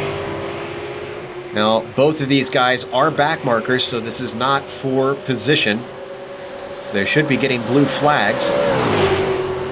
Looks like Beltrami's going to slow, Partridge going to slow, and he's going to be able to get by without much incident. Bennett is still stationary. The real question is Bennett going to get out ahead of Lane? Because I think Reynolds is going to blow by him here as he works through that final corner. I'm still not so sure. Reynolds has caught so much traffic. Tom Drilling has spun it. He's parked it right in the middle of the road, and just getting around him is Rob Gall. Woo! And Hutchinson. Oh, I think he got collected, though. Somebody got into him. Mike Franklin, maybe? Let's see who got him. Oh, behind there's a tree. one, there's two, Paulus and tries to Steve- back it up, oh no. And that's when the pileup starts to happen. Oh my goodness. It's so hard to get turned around there too, Joe. He was backing it up so he could actually see what was coming down the track and get himself into a better spot. Yeah, my philosophy, Sean, I know that, you know, it costs you a lot of time, but if I have a serious accident and I get turned around, even if it's in the middle of the race at the top of the mountain, I just take a tow. I don't want to mess people's races up. Yeah, sometimes that's just what you have to do. Again, there's just the walls are too close there to get the car turned around. Blake Reynolds trying to work his way through traffic now, gets off in the grass, got to be so careful. He's getting up the hill. Yeah, that was our leader that just went by. And just to tell you that I don't know what I'm talking about, Brian Bennett got out in front of Reynolds. No, he didn't. Nope, actually. he did not. He was sorry. well behind, actually, about Yeah, 11 Reynolds- That makes more seconds. sense. If anything, I would say that I was the one that didn't know what he was talking about because I thought it was going to be close. Ooh, but actually, Bennett, I think, did he just have a moment? Had a moment, but he's good. He's good. He's making his way down Conrad now. He got out clean. It was close. But he has opened up now just about an 11.5 second lead. Now, Brian Bennett. Here's the one we did not expect. Ryan Toma. Yes. He's only a second and a half back from Bennett. Where did he come from? Yeah, but he's off cycle, though. He's on right now on a 12-lap stint, so he's going to be coming in pretty soon, maybe in the next 4 or 5 laps. Yeah, Toma's a little bit going to throw us a little fly in the open here.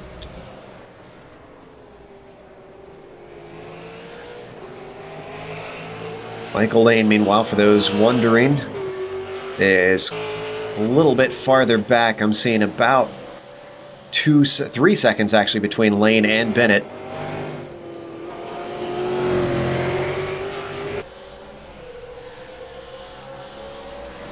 I think once we see Ryan Toma come in, might be time for a quick break. We just want to let our pit cycle work its way through, and we'll take... Yeah, it'll be a lot of... Toma's not going to be coming in for a while. He's already made that's one right. stop about on lap number about 13. So he's going to go for a while. All right, so never mind that then. Let's actually then take a little bit of a short break. We'll be back after a moment. And you check out our sponsors here, Volt Vapes, as we take a little bit of a breather, and soon we'll be back for the Volt Vapes Bathurst 500 here in the Pacific Majors on the Global Sim Racing channel.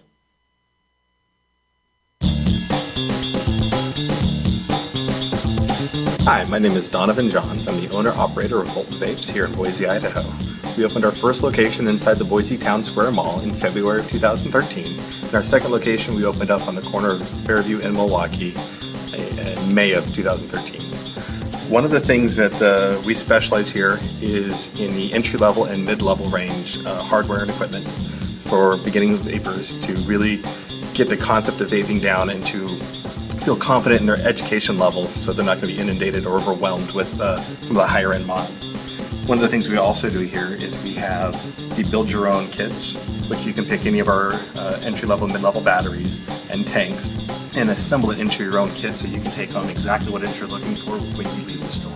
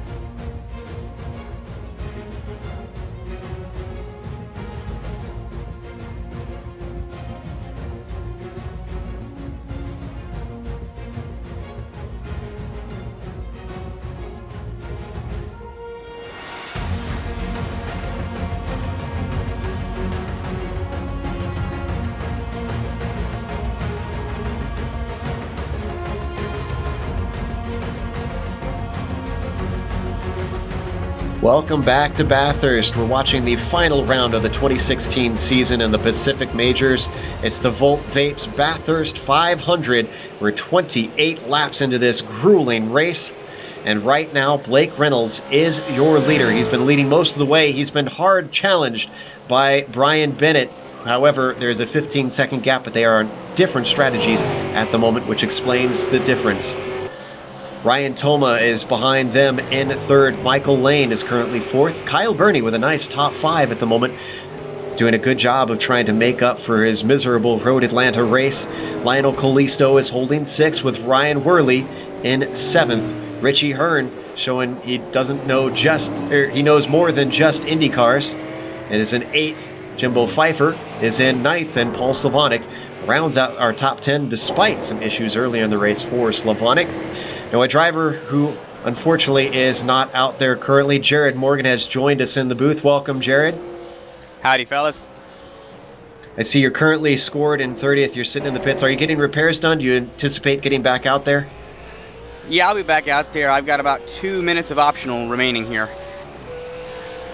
What's the conditions out there with the cloudy cover? Is it pretty grippy, or is all the rubber been put down? Has it heated up the track and made things slippery? The track's gotten hot enough. It is really bad slick to cars like me that are sitting in the back. These leaders, I don't know how they're doing it with their setups, but they are kicking our behinds. Sean, any questions?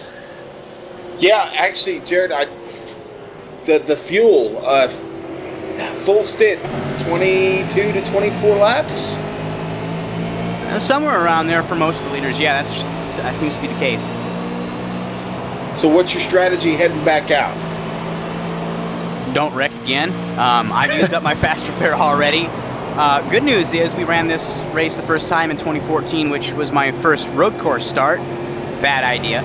I've already gone more laps this year than I did that year, so I'm doing better. All right, well, we know you're closing in on getting that damage done. We want to let you go, get ready to get back in the car and get back out on track. Play it safe and keep it clean the rest of the way. And forward, talk to you after the race. All right. And on screen, we're watching quite a battle here because Brian Bennett is coming up on Beltrami and Murphy. Those guys are battling for position at the same time. They're about to be lapped, so this is going to get... Murphy's talking to him. Go, go, go. He's letting him by. And here comes our leader. Oh, he's going to cut the course. This is definitely going to be a slowdown for Bennett. Or excuse me, this is not our overall leader. This is second place, I should clarify. And now there's a slowdown. Lane's around. Oh, teammates together. That's Michael Lane and Kyle Burney coming together down through the second S's, and they're able to get going again. And Burney is unhappy about them serving that slowdown there. Chris Pence also caught up in it. Yep. Oof. And look, I'm amazed more cars didn't get caught up in that. Pence is working his way back. He was the third car that made contact. Here's Burney, just not expecting the checkup here, and there's nowhere to go. How could he know? Yeah, you would not suspect. You're going to be on the power there. And then to be inside Burney's helmet too. You know, you don't want to get a black flag. You want to serve it. That's tough. And speaking of black flags, remember Tom Dreiling trying to get his car turned around up in the cutting. He got a black flag for an unsafe rejoin. He is, however, continuing. He's in 26th position. Not sure if Dreiling wants more screen time after Road Atlanta or less, as the clown horns, unfortunately, playing in the background. My wife told me to be nice to Dreiling. She actually said that. Too much damage for Michael Lane, guys. He's had to bring that Ford into the pit. No. Yeah. Now he just took his fast repair. Bernie's getting repairs, it looks like. I wonder if he used his fast repair on the first stop by accident? Here's the good news for Lane. He might be able to go... There's 51 from here. He might be able to get there with one more stop, maybe. Right, Sean? Is that what we decided? A stint was about 24 to 26? Yeah, somewhere in that window, Supo. We didn't get enough information there in the interview, but it's going to be close, yes. Well, he's got 51 to go, and maybe it's not going to work. Maybe it's going to work out for him. Could be. He was set back, though. Remember, he lost a lot of time there. Yeah. As we see, not sure who that is that we just saw going into the pits in the background. Looks like that was Partridge. We were on top of that, too. That all started from Murphy trying to be nice and letting the leaders around, and then it's just the nature of the beast here at Bathurst. Yeah, you can't let people around up on top of the hill. That just... Yeah, you can't. You gotta kind of swallow the pill. But you hate to be that guy. You know you're slowing him down. You hate to be that guy, but... It's the nature of this track, I'm afraid. It's for everybody's best interest just to let me get, and I'm talking me, next time you're racing me, let me get off the mountain and then we'll deal with it down the straight. Ooh, as Kennedy with an off and Richie Hearn sneaks on through.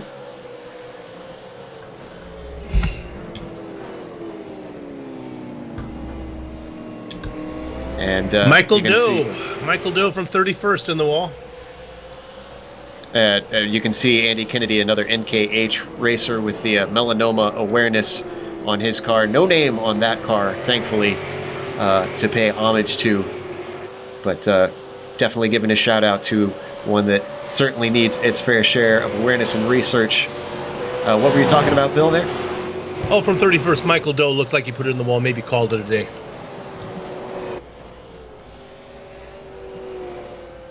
See if we can get a replay on Michael. I'm going back and look at it myself. It looks like this was... Oh, he got loose. Is this coming through up to McPhillamy Park? That's not a typical place. Good news is he didn't. It was just him. Nobody makes him bleed his own blood. He did that all himself. Nice reference, Bill.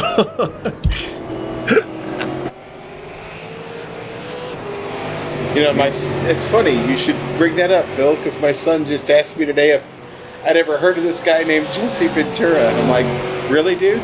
Really?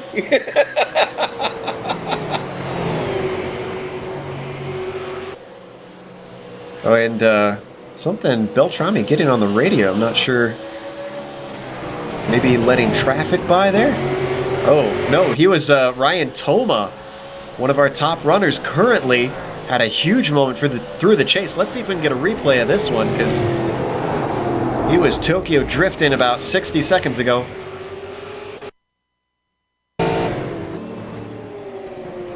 I'm glad you picked that one up. I was trying to find it myself. There's Toma on the screen.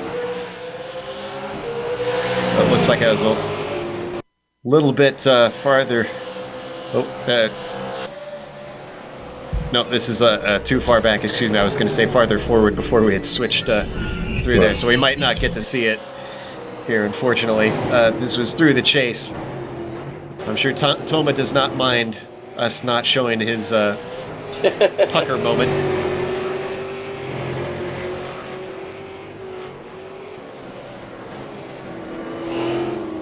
Meanwhile, battle between Slavonic and Barnes. We saw this on screen a little bit earlier, and I was hoping we could get to it. Pfeiffer is getting involved in that. This is for a top 10, 8th position for Pfeiffer currently. That's lap traffic ahead of them. Mike Franklin, the Texas driver, hopefully should get out of the way. If I was Franklin, I'd almost lift here on the mountain straight instead of being in front of these guys all across the top. Slavonic's got no rear end left on his car, by the way, guys.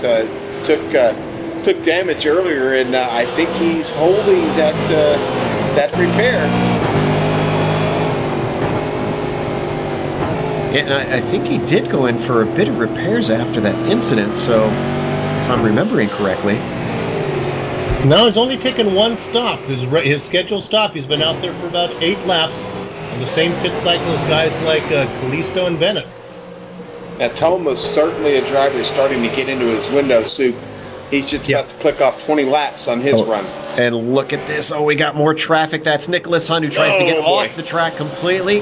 They get all the through, way out. but still, Franklin ahead of them, and you can see they're stacking up now.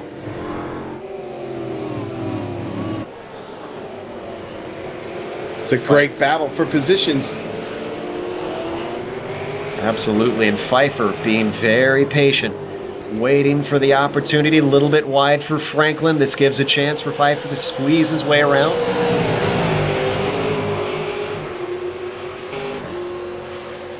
We've got some more information from the stewards. Bennett is going to get a 15-second hold, not just a regular black flag there. It's 15-second hold after the next pit stop for an unsafe slowdown. You sure they're not listening to the broadcast? How could he have missed that pileup? Well, Sean, they let you serve that when you get a black flag, though. You don't have to serve it immediately. Pfeiffer's letting Pfeiffer. Sorry to interrupt. Yeah, Pfeiffer pulls over.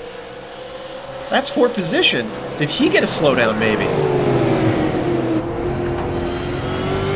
Checking to see.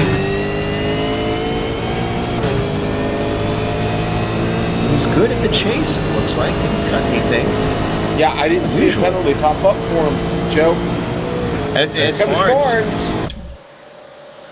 Caught up to Slavonic. They're going to be side by side, and the braking from around the outside, but it goes wide. You can't really go around the outside of Griffin. And Here comes Brian Jimbo. Barnes discovers why as he loses 2 positions now.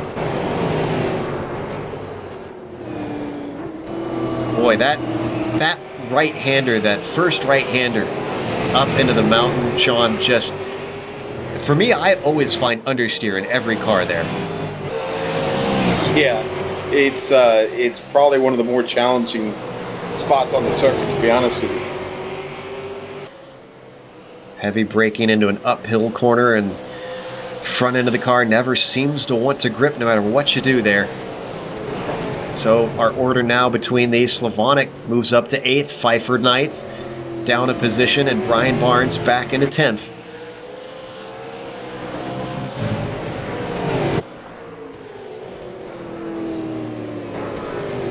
Oh, Barnes very wide coming through Forrest's elbow. Or excuse me, Pfeiffer wide. Barnes closing in. And that popsicle machine is going to slip on by.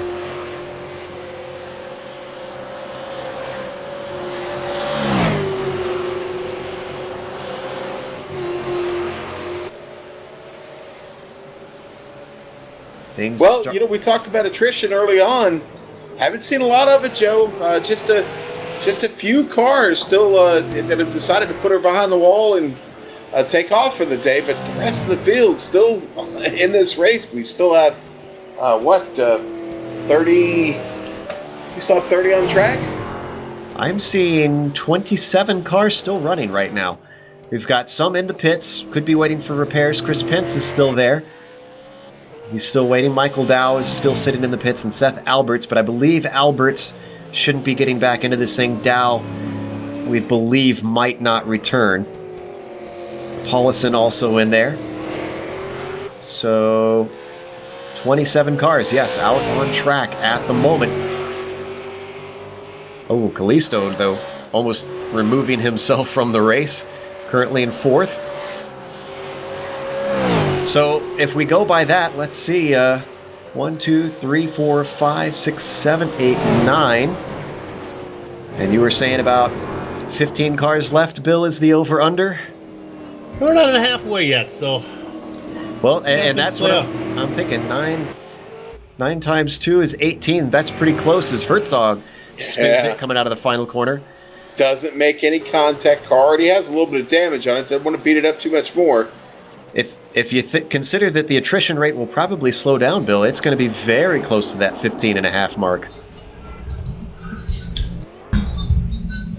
Looking at the pits, all of our top drivers have made one stop with the exception of Michael Lane, who made that second one real after his first one. I still think Michael might be able to go the distance with one more stop. He may still be in the hunt. The other guy that's kind of weird is Toma, who's made one stop, but it was really early. Ooh, yeah. Lane's troubles are not over. He has to deal with Gary Nichols. Yeah, Nichols spins right in front of him.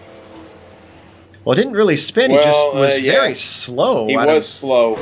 What in the world was he doing? Yeah, and, I think he was pitting. Well, he's gone in there now. Oh, actually, let's go to a replay. About 60 seconds ago, Gary Nichols had trouble with Richie Hearn. Yes. Big trouble. Clearly Nichols' fault. I haven't seen it yet, but I'm sure it was. Yeah, well, Richie Hearn was trying to get down through the chase there, and he was slow. Nichols was slow, and Nichols starts to come back across after the crest there in the chase, and Richie was right there. Nowhere to go. Here we see it on replay. Man, very scary moment for Richie. I'm sure he's grateful he has not as much damage as he could have gotten in that. Here we're on board Richie. Coming up to the car. I guess he's just trying to let him through, or at least it looked like he was at first. Very strange situation. Great job there by Richie Hearn saving the car, though. Well, Nichols has since gone in and out, so he's taken another pit stop for some repairs. Although, whoa, he's way wide coming through Griffin there. Oh! Wide and then a little too far inside. He hits the wall. Is he going to try and get it going?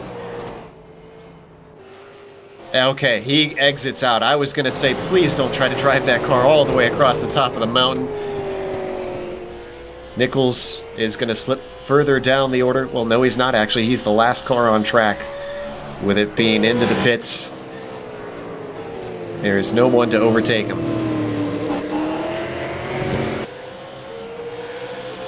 Meanwhile, back to Barnes. In that 9th position, Pfeiffer has been struggling. He has dropped off. It's about 2 seconds between himself and Barnes. But Slavonik, with a damaged car, has been trying to hold off the Northwest driver.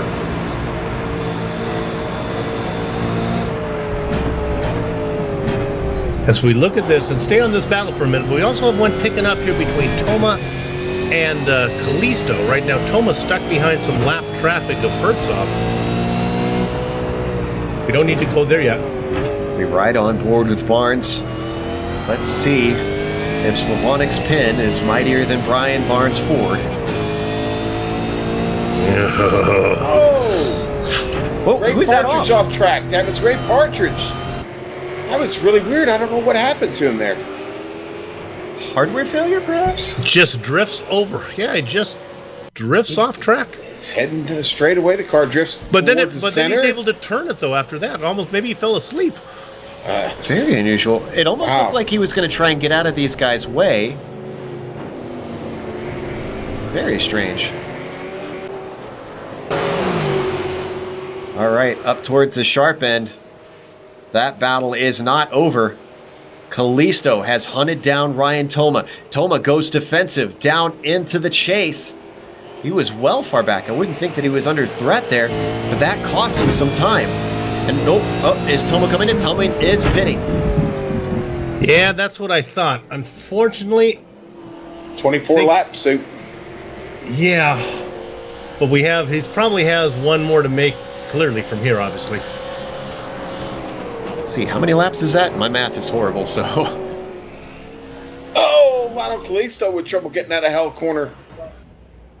And Something happened with Gall. Gall's trying to get turned around, I think. This is in Tough the spot on cutting. track. Yeah, in the cutting. Tough spot there. He's trying to get it turned around. Oh, cars are coming. He's clear. Now's the time to go. Get the car going.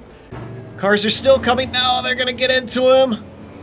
Dryling is going to be able to work his way through, but that was Nick Hunt who had to check up majorly. Wow. And Bennett, our second place driver, is now able to try and get by.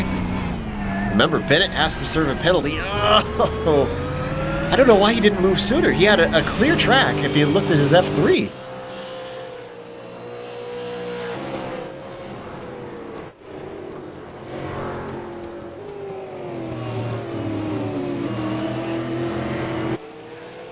So you can see Gall running in 16th, so he lost a few positions, but he's still going. Ray Partridge announcing that he's going to come in after that damage. Sean, the more races we call here, the more we become clear how unique this course really is. It offers some strange situations that we don't see anywhere else on the surface of the tracks that they have. No, it really Oh, I'm watching Brian Bennett get through traffic here, trying to anyway, getting down through the chase. He's really kind of being held up right now. Dryling tries to get out of the way. Damage is done. Yeah, tough spot to have to make a pass right there. And Bennett's got a boogie. Like I said, he's got that penalty to serve, so he's got to make up as much time as possible on everybody he's racing on strategy.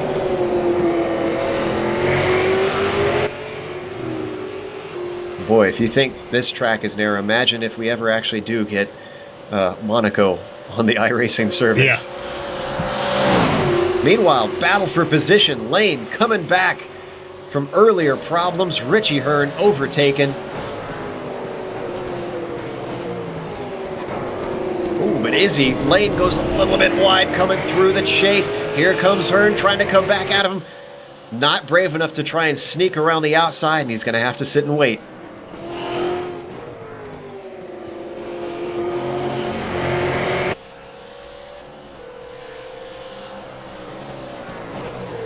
Number of drivers we're seeing being relatively patient, not making moves where they could have been more aggressive.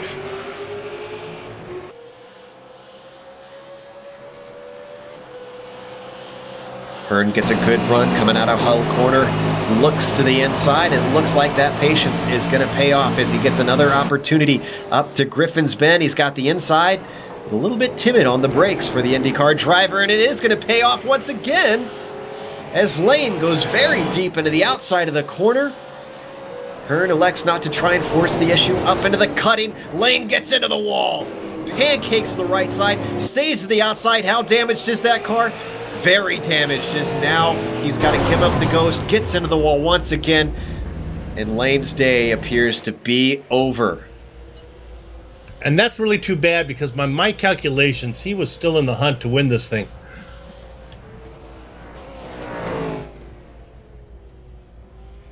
We're hearing that Pfeiffer may have taken his second stop. And remember, this was Michael Lane's first opportunity, but a good chance at his first win in the Pacific Majors. I think that is definitely now fully slipped through his fingers.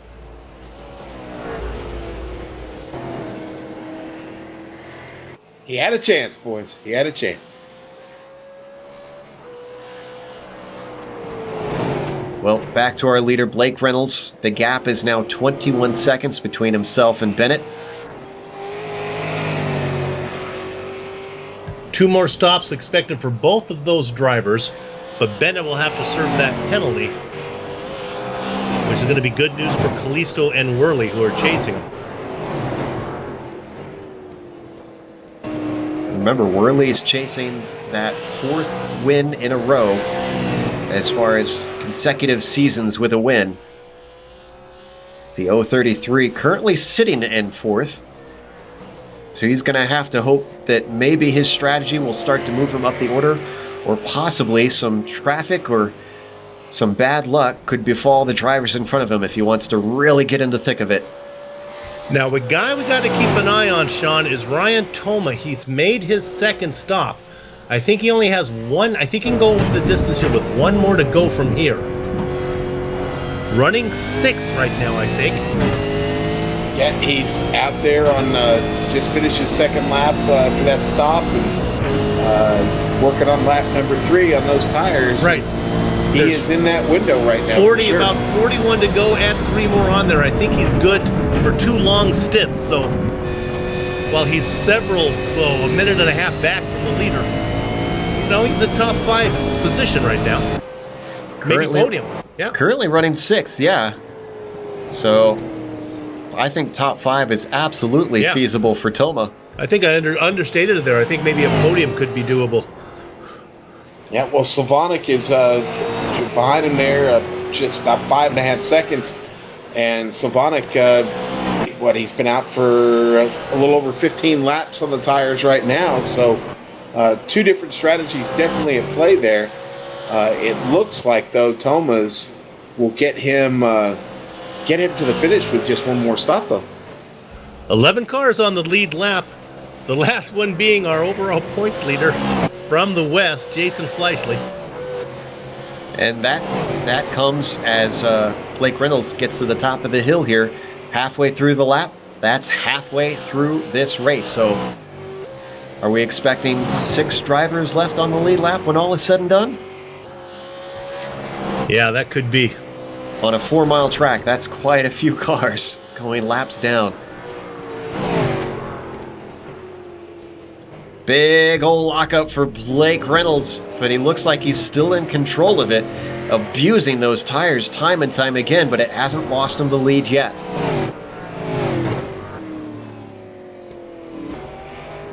And there was a crash. Yeah, Hutchinson had a moment, guys. And Pfeiffer was involved in it.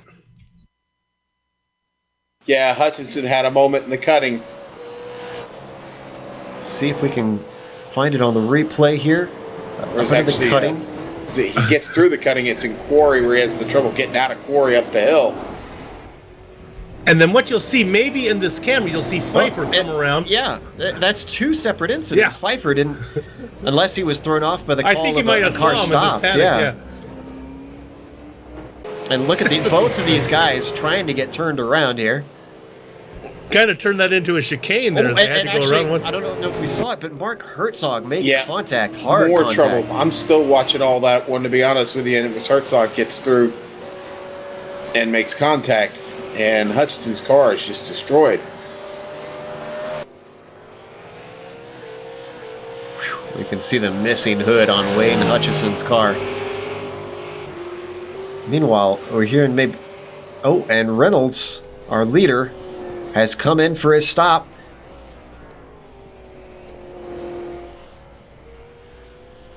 Thinking that he may have taken a fast repair on that riding shotgun machine. Wooden paddling may have gotten a little bit chipped there and decided to take a bit of... Car's clean. Absolutely clean, so it does look like he's taking that fast repair. So that moves Brian Bennett into the lead temporarily. Bennett has yet to make his stop. Callisto continues on as well. Yeah.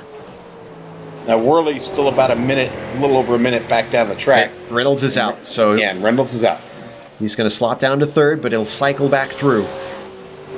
Wayne Hutchinson opts to keep the car on the track, Joe. Oh my goodness. Yeah. Thought you said these cars were sensitive to damage. They are. I'm thinking... Jimbo Pfeiffer just went by and said, yeah, not too bad, Wayne. You're missing your rear end and you're missing your hood, but yeah, everything else is okay. I don't know about that. I think Jimbo might have been going by a little too fast. Yeah, front and back are gone, but you've still got the sides whole, so that's half the car good, right? Hashtag left side looks good. Yes.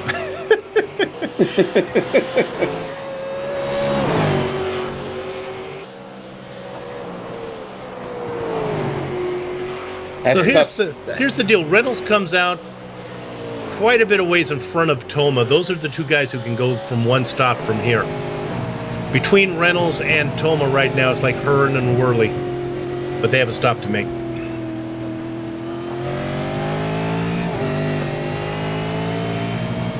Guys, Richie Hearn with trouble. Oh. Yeah, big trouble, actually. Oh, no. Up at the top of the hill. So, did he have hardware failure? I think it's hardware failure.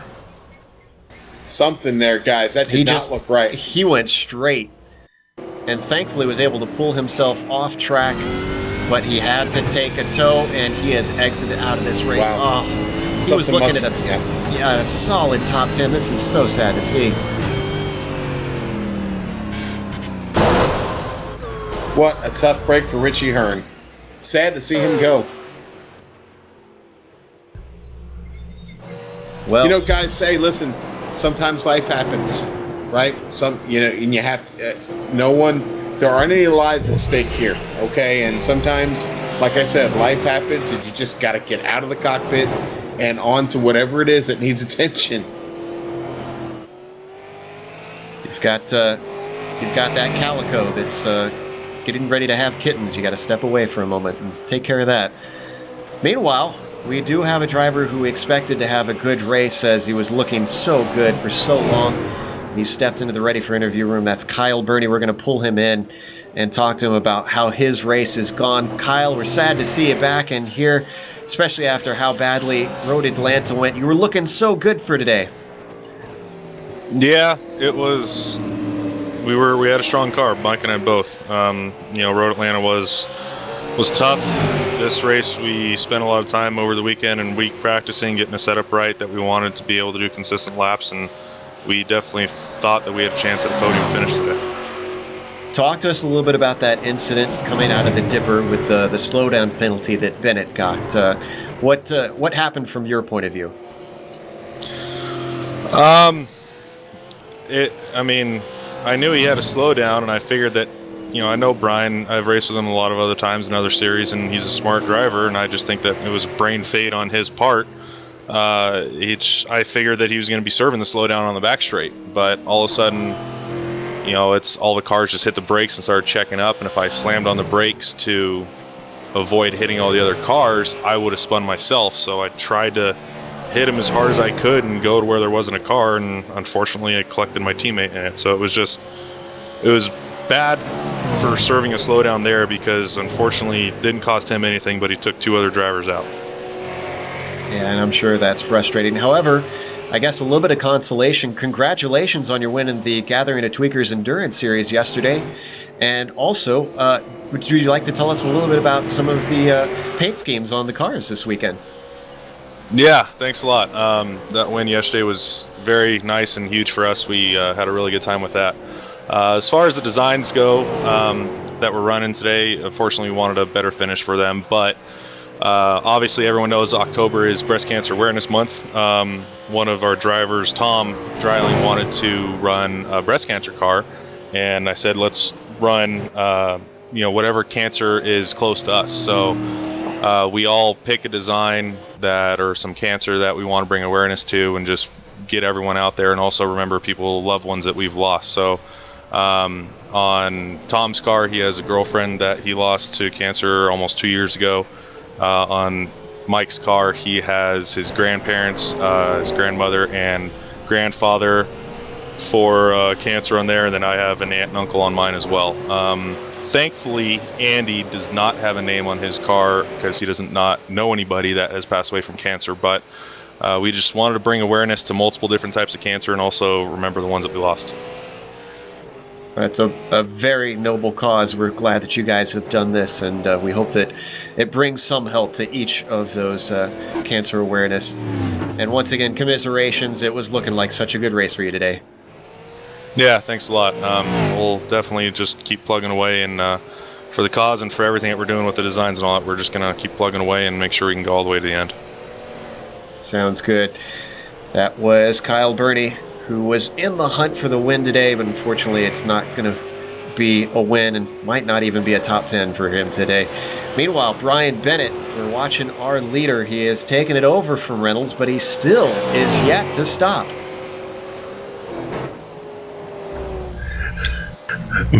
Brian Bennett just came across the mic and says, my virtual crew chief is protesting your verdict. Please confirm. And Mike Willett comes across with a one-word answer: confirmed. That's funny. And a thank you from Brian. Every second critical out here today. Also, we've had Brian Barnes come in and out. He is still in the top 10. Hasn't been the cleanest or the best of races for the popsicle machine, but a top 10 as he has a moment coming through Quarry to illustrate my point. But he is still in the hunt, still out there and still circulating.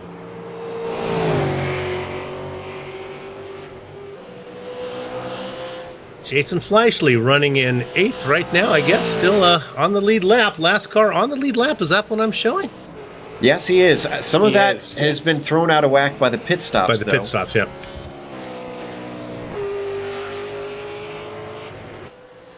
And actually, Fleischle comes on in for his stop.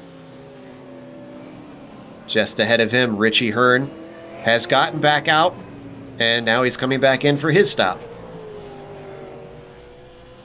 Hearn, you can see, Wait a second. is in Something 19th. else happened to Hearn? Remember he ran into the wall at the top of the hill? Well, no, I do, but he came in and now he's back in again? Yeah, I Totally don't. sure. Did he? Maybe he drove it. Maybe he didn't take. I mean, he was only out for a couple laps. I'm seeing if he hit anything. Oh, he did.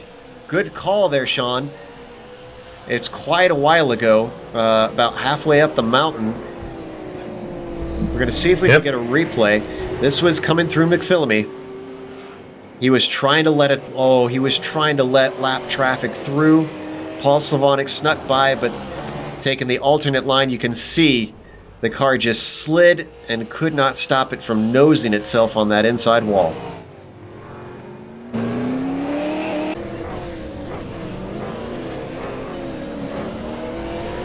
All right, well, two cars that are on the same strategy right now are Lionel Kalisto and Brian Bennett. All right, now Kalisto is actually, his lap times are really consistent, really close to Bennett. So he's doing good work out there to keep him close. It's only about 11-second difference between the two, and that's good work going on up there in front of the field. You add in that 15-second penalty that Bennett has to serve. That's going to put Kalisto ahead of him. But we saw on screen as he accelerated out of the cutting, he was wagging the tail all the way back and forth. Kept it together, though. And as you said, in second place currently.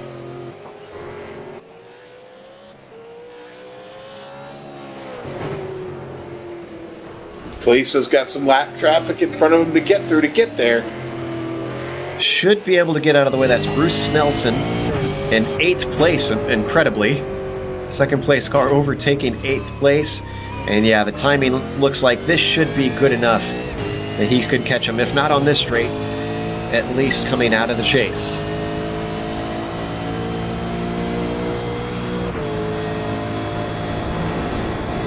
Now, Kalisto was in the lap just before Brian Bennett, so the question is, does Kalisto decide to go in with him, or does he keep it out another lap, try and pick up a little bit more time? Kalisto has to get by Bruce Nelson in the chase. Well, that was close. I think Bruce was trying to let him by going to the outside. Either that or he missed his brake marker and it worked out for him. Yeah, Sean, drivers were going to... And Kalisto with trouble getting there out of the corner, getting out of Murray's. My goodness. Almost smacked it up into the fence. Go ahead, Bill. Bennett, Kalisto, Worley, Slavonic, and Thompson are all the drivers in the top here that are going to be making pit stops all about the same time. Now let's talk about some of the drivers that are fighting for a championship, which may not be as impressive to some, but means a whole lot to them, and that is the Sportsman Championship. Now, I don't have my stats in front of me of what exactly the cutoff is for the I rating, but it's for drivers of a lower I rating. Basically, the amateur division, as we see Jimbo Pfeiffer have a spin. The drivers fighting for that championship are Tom Dreiling, Michael Lane, and Michael Thompson, and Paul Slavonic. Now, I know Slavonic is still out there. Lane, we know, ran into trouble. Dreiling is well down the order, so I'm not sure if he can do anything for the win. And where is Thompson? Thompson's in 7th, so it looks like Thompson and Slavonic are duking it out for that AM championship. That's a pretty tough AM championship there if Paul Slavonic's Yeah, really. in there. And you can see him continuing around his teammate, William Fletcher. At least I think it's a teammate because they have the same paint scheme. Oh, they're not teammates. Guess they're both Davey Allison fans. But Fletcher, you can see, bringing that number 28 in for his stop.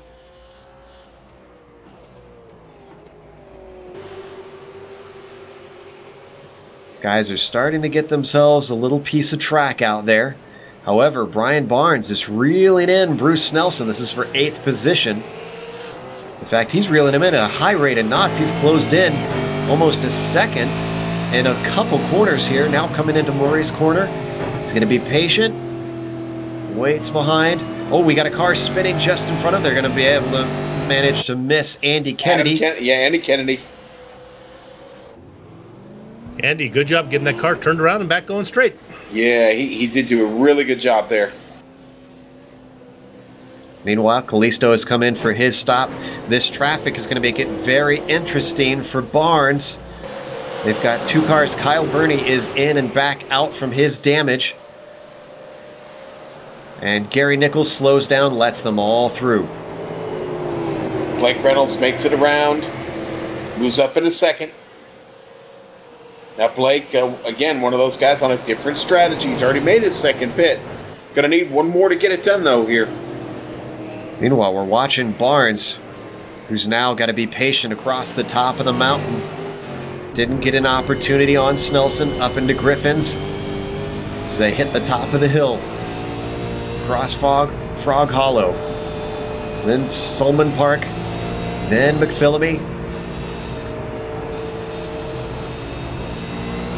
Callisto comes out of the pits just ahead of Toma. That's going to be for position, and each one of those guys can get to the end now on one more stop. Also, Ryan Worley, another driver vying for the win. He is in his stall, currently in 5th. Slavonic comes in just behind him. Meanwhile, let's go back to Brian Barnes. Gets a run off of Forrest Elbow. He's going to get a bit of a slipstream on Snelson, but is he going to have enough road to try and get it done? Starts to close in just as they come up to the kink, and Barnes lifts.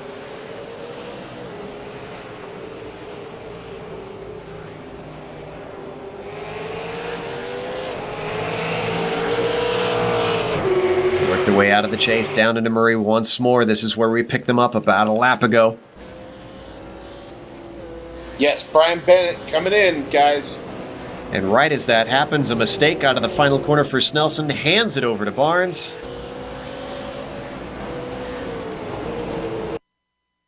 We're going to look at the replay real quick. Once again, that final corner proving so much tougher than you would think. Just a little bit too much inside curb for that plain-looking black and green machine of Snelson, and the job is done.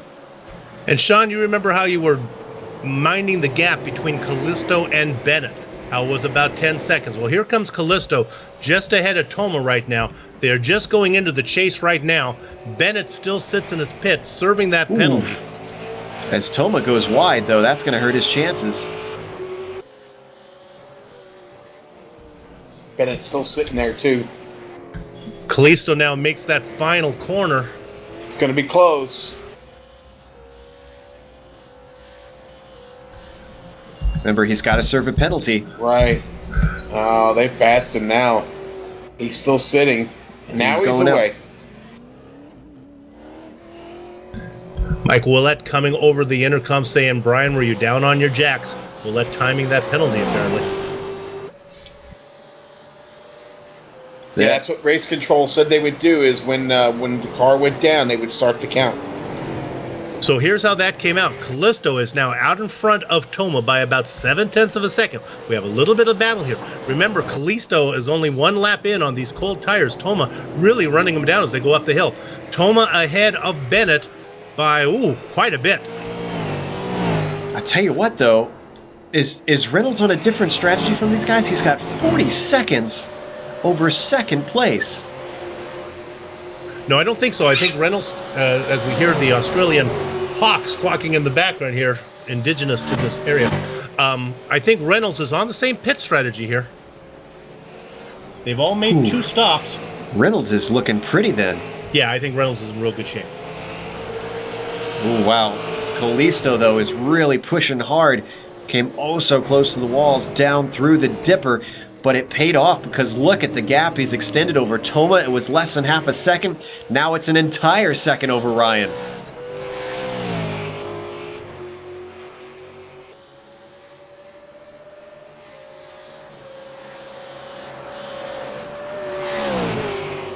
So, with Bennett having lost significant time,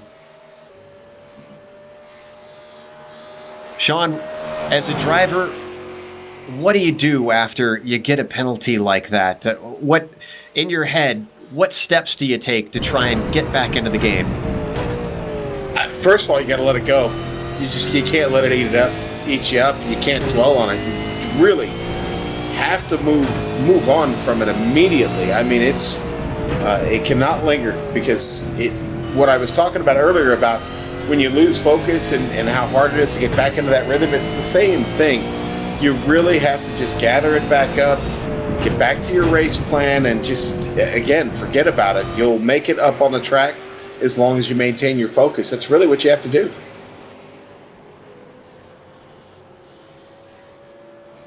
Oh, you can see he's trying to chase down Toma ahead of him on your graphic there. About 10 seconds separating them. Toma still holding it about a second behind Callisto. Both of them now on warm tires. Well, Sean, let me put you in the head of Brian Bennett when you pick up that penalty, that slowdown penalty. Would you feel comfortable not serving it until you made it all the way down the hill? Okay. I'm just trying to defend the guy. I mean, it's a long way from where he was to where they were asking him to serve that. Yeah, it really was. Boy, that's a tough one, Sue.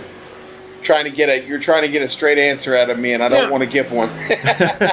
You take into the account you've practiced for this race. The last thing you want to do is get disqualified for not serving a slowdown penalty. I always like to give the benefit of the doubt to the guy.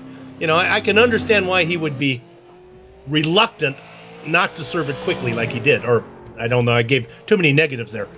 Reluctant to wait and serve it we later. know what you meant, the joys of the English language. Meanwhile, we're looking at Slavonic. He's trying to hunt down Bruce Snelson.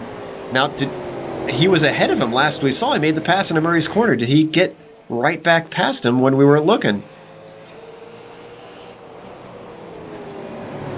Yeah, Snelson's still out there with only one stop, guys, and that is a bit odd. He's pushing it right now, in my estimation. It's not odd. I mean, if he's splitting it in half, he's really, really close against the window right now. He's saving fuel then, maybe. Where he could be. So it wasn't that. I mean, he's up 11 spots right now. There you can see Kyle Burney, we mentioned earlier, back out on track in that 32.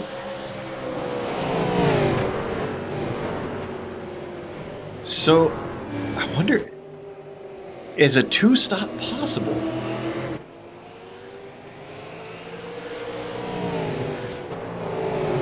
Meanwhile, second place, getting very hot. Ryan Toma back to within half a second of Lionel Callisto. They caught lap traffic in the form of Nicholas Hunt. He gets out of the way, up through the cutting.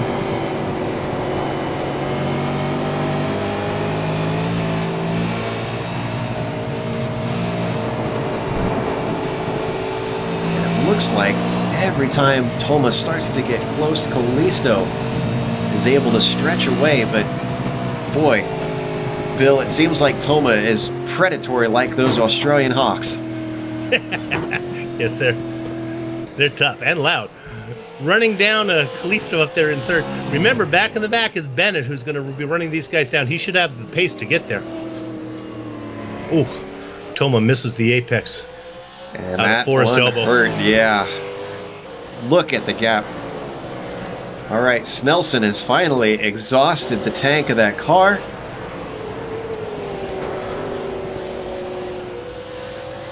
All right, so Snelson's in, and let me talk about Christopher Sherburne real quick in the number 135, Gone Broke Racing.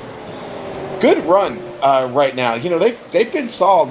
They're on the same strategy with everybody, but their pace has been really good, guys. And I mean, they're up 10 spots right now in 8th. And again, like I said, just about on the same strategy with everybody else. They've had 2 stops. Car is clean. And been solid. Just stayed out of trouble most of the day. We haven't talked about Christopher much. And it sounds like Brian Bennett is a little bit upset about his penalty because he says he was held for 22 seconds instead of 15. Now, we have no way to confirm it up here, so we have no way to know about his claims and how valid they are.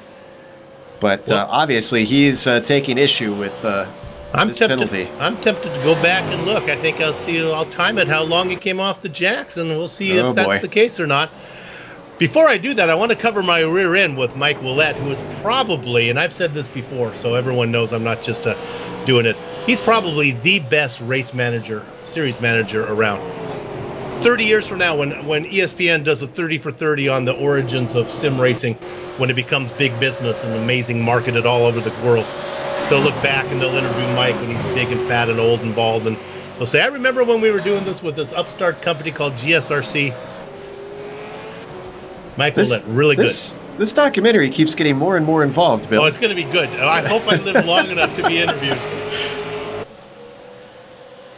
Well, we're looking at our leader right now, who's lived more than long enough to see quite a gap, although we think his strategy might be slightly different, splitting up his race differently from the guys behind that are trailing Callisto, Toma, and Bennett. We think that some of these guys going long are going to have a short stop in the end. That could close that 40-second gap down. There you can see that was one of the NKH cars of Dryling getting out of the way of the drivers, doing a nice job there on the mountain straight. Fleischle going to take a position here. That is on Christopher Sherburne, but we've seen this all day long, going wide up into Griffin's Bend. However, Fleischle is able to hold on to it. Okay, so we're hearing that Richie Hearn did have a hardware malfunction. His Oculus Rift, he's doing the VR, guys, and it went black on him. Nothing there.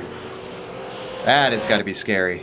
Well, then he did a good job of getting that car out of the racing line with no visuals.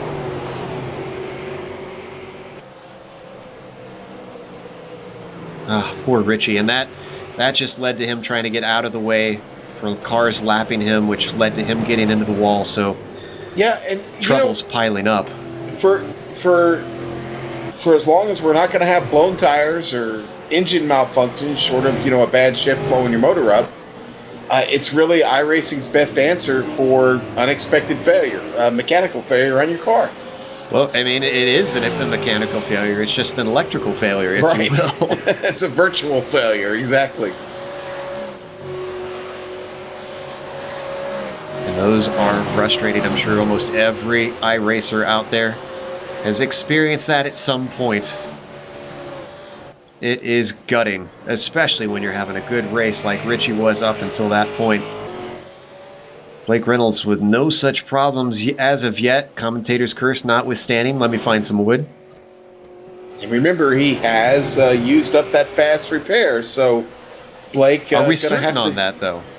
Well, again, the car really looked a lot cleaner after that pit stop, so I'm thinking maybe, yes. That's another one of those things we don't know. It's kind of like the push-to-pass on the open-wheel cars. We just don't know how many got left, and, well, we'll see. So far, he's been really good to avoid any trouble, though. Remember the battle for second we were keeping an eye on. Callisto, now that he's got those tires warmed, he's looking a lot stronger. He's got 3 seconds over third place Ryan Toma as they come to start lap 53. Yeah, the problem, though, is Blake Reynolds still faster up there. Well, not faster, but just as fast. Yeah, he hasn't been able to make much ground. I think there's a couple tenths less between them now, but when it's 40 seconds, that doesn't make a whole lot of difference. Yeah. That said, that 40 seconds could make a difference, as we said earlier, when the strategy finally reveals itself and the final pit stops are done.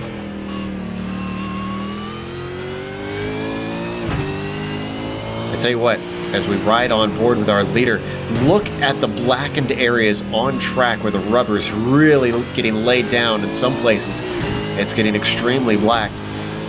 The one thing I'm surprised that we're not seeing more of is the dirt being dragged on track in some of the trouble areas where cars can go off and live to see another day.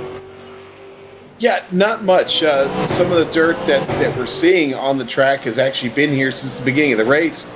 Not affecting the handling too much, and as we were up front with our leader, Now looking at Callisto, it's when they get down onto the Conrad Strait on the backside there, Joe. There's a lot of dirt in and around the track there that gets its way up on there, and so far everybody's been able to handle that really well. Just following up on, went back to check Bennett's pit stop to see how long that penalty really was. In Mike Willette's defense, it is awfully hard to tell when a car went up on the jack and came down. It kind of had a little glitch going on, so maybe that might have been the confusion. Yeah, I couldn't tell. And to clarify, Mike did ask over the microphone on whether or not he had gone down off the jacks, but Bennett said his mic was not working. Oh. So he couldn't get onto the radio. It's a little bit, I said he had a malfunction and his mic was broken. He couldn't respond. Case dismissed. Well, and unfortunately, not much you can do to fix it. Yeah, at this moment.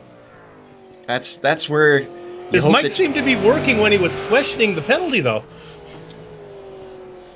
Well, maybe he had a significant other or a roommate that could come in and... I just like to stir the pot on these 3-hour races. I get bored. I'm a conspiracy theorist. Yes. Bill loves his tinfoil hat. Yeah. But as we watch Blake Reynolds light them up once again down into the Dipper, is that Slavonic just ahead of him there?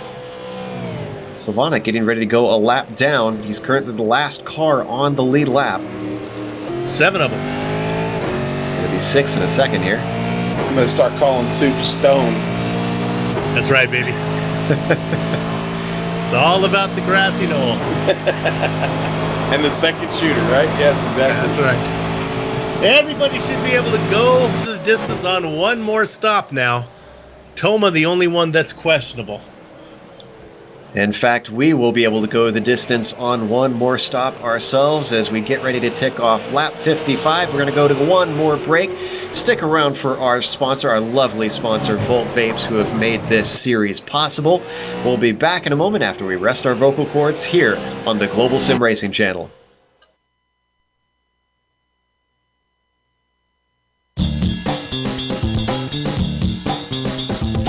Hi, my name is Donovan Johns. I'm the owner-operator of Volt Vapes here in Boise, Idaho. We opened our first location inside the Boise Town Square Mall in February of 2013, and our second location we opened up on the corner of Fairview and Milwaukee in May of 2013. One of the things that we specialize here is in the entry-level and mid-level range hardware and equipment for beginning vapors to really get the concept of vaping down and to feel confident in their education levels so they're not going to be inundated or overwhelmed with some of the higher end mods. One of the things we also do here is we have the build your own kits, which you can pick any of our entry-level, mid-level batteries and tanks and assemble it into your own kit so you can take home exactly what it is you're looking for when you leave the store.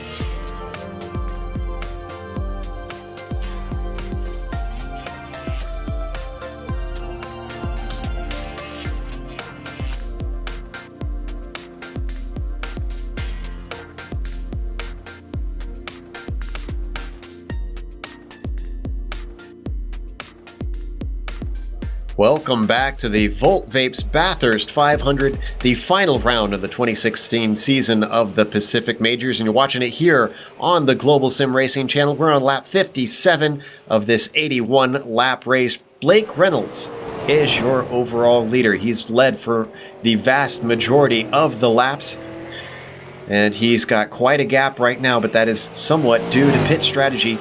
Lionel Callisto, he's been holding down that second position, and he's been streaking away from third place, which has been Ryan Toma since the last pit stop. Brian Bennett is in fourth, and he has been trying to make up ground after a penalty hurt him. Sorry to interrupt. Sorry, Joe. Keep going. This saw Okay. Kyle Burney. Looked like Kyle Burney exited, but I think we knew that already. It must have been from something new because he did get back out on track, but we'll get to that in a bit. Sorry, Joe. It's okay. Brian Bennett had a penalty. He was running in second, and this has slotted him down into fourth and is trying to make up time. Ryan Worley with a nice top five. He's kind of been the quiet runner. We'll see what he does as the race progresses. Brian Barnes is in sixth and slowly working his way forward. Jason Fleischle has not been having the run that he wanted to cap off his championship season. Still nothing to be ashamed of with a top 10 if you can bring that home here in seventh. Paul Slavonic, also a driver who's been doing good very quietly. He's running eighth. He's just ahead of Christopher Sherburn in ninth, and then Michael Thompson rounds out the top 10. Yeah, Kyle Burney brought the car back out on the track, our seventh fastest qualifier. Then he note 7'd it, and he's done. All right, I'm trying to process Note 7 here. That's the Samsung Note 7. They blow up. Okay. All right. We don't have Samsung as a sponsor, do we? No, I don't believe we have that problem. There we see Bruce Nelson in 12th and trying to chase Jimbo Fiver in 11th. These two have been close to each other earlier on in the race, battling for position. Now, we mentioned a little bit earlier about the various championships they have to fight for.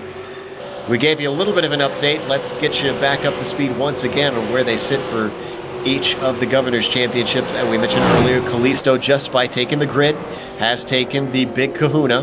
That's for California. Brian Barnes has been fighting for the Northwest Championship. He needs 12th or better to clinch it over Hutchison. And Hutchison needs to win. That is still looking good for Barnes, sitting in 6th.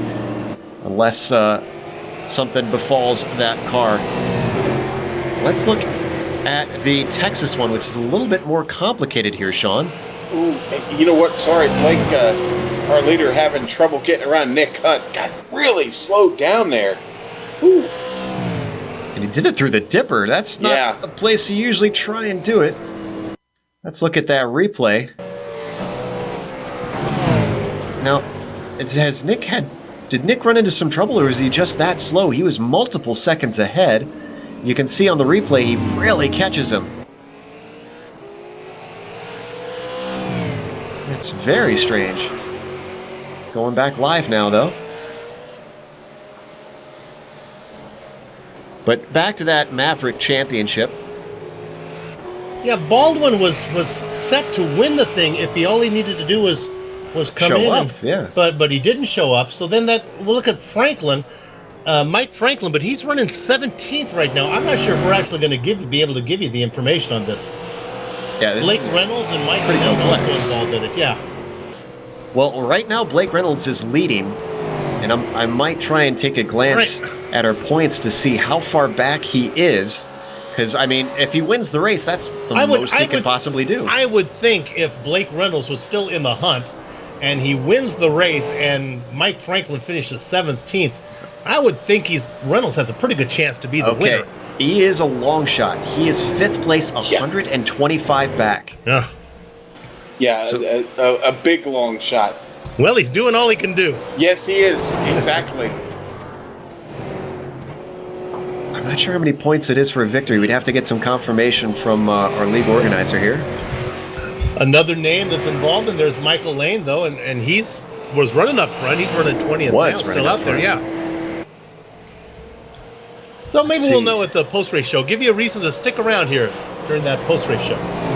Hunt's in there, but he's well down the order. Yeah, wow. he's back there running with Michael Lane, exactly. So Reynolds might actually do this. Now, Slavonic is behind him in 6, and I believe Slavonic has a mathematical chance from what I've heard.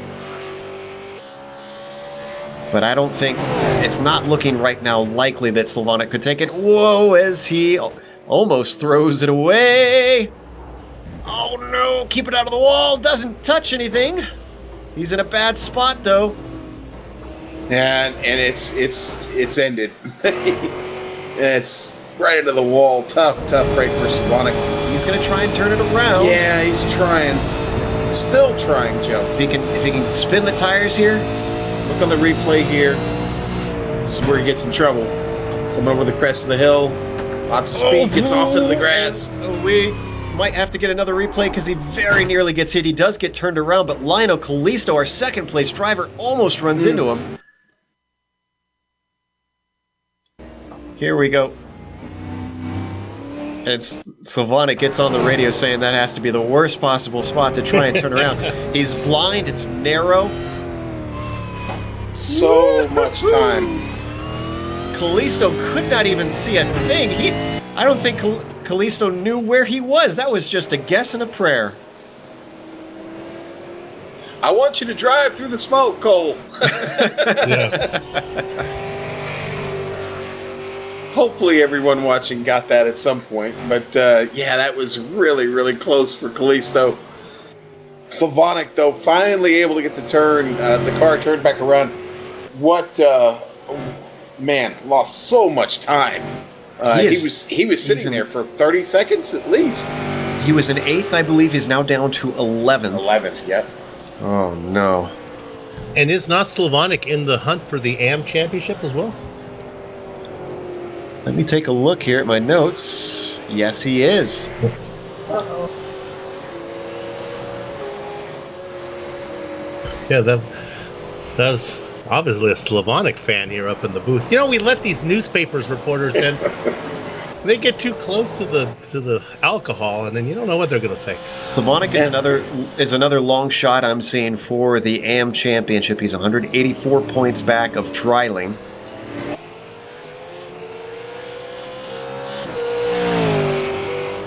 It seems like Blake getting close to a pit window here, guys. Only 21 laps to go.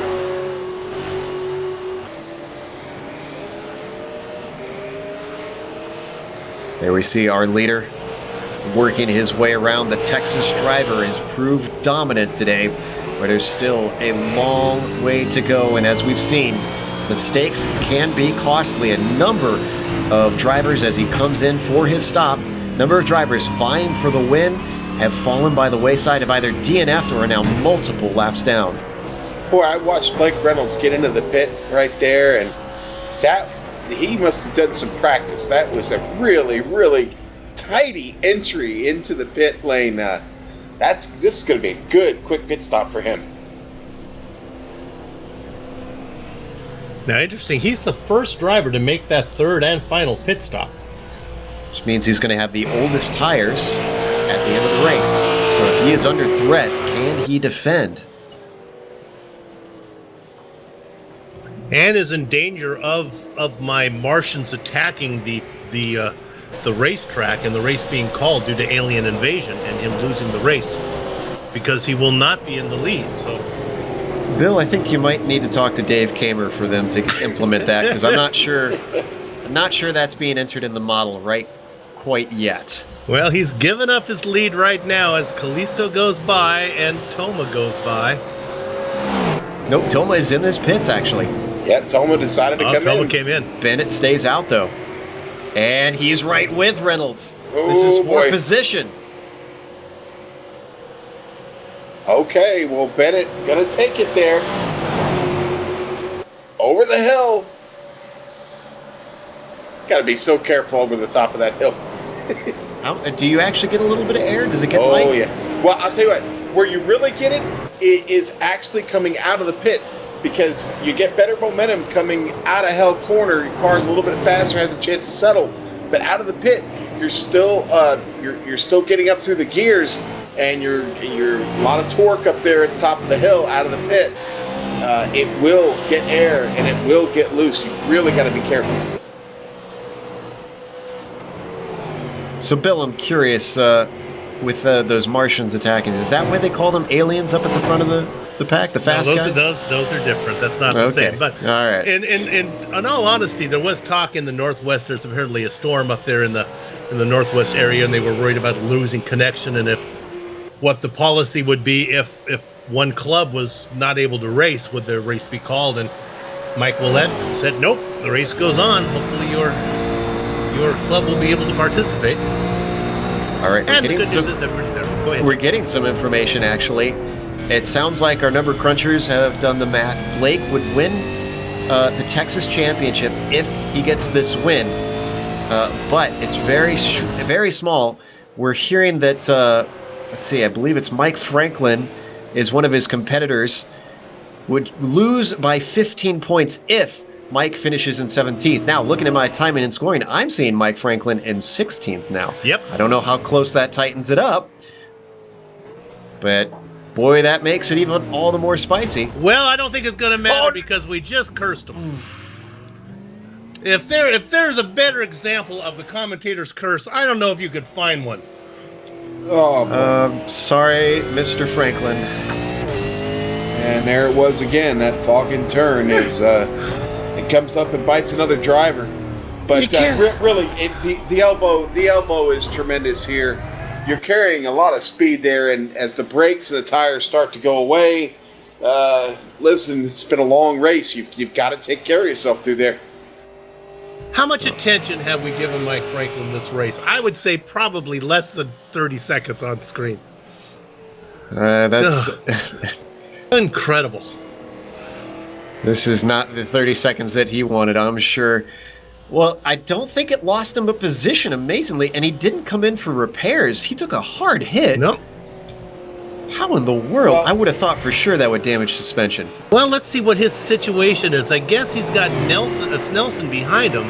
Yeah, and Snelson just getting out of a long pit stop, a 4.5 minute pit stop, is a lap down to Franklin. Yeah, that's what I was just about to say. So he could be well safe in that 16th position if he keeps going.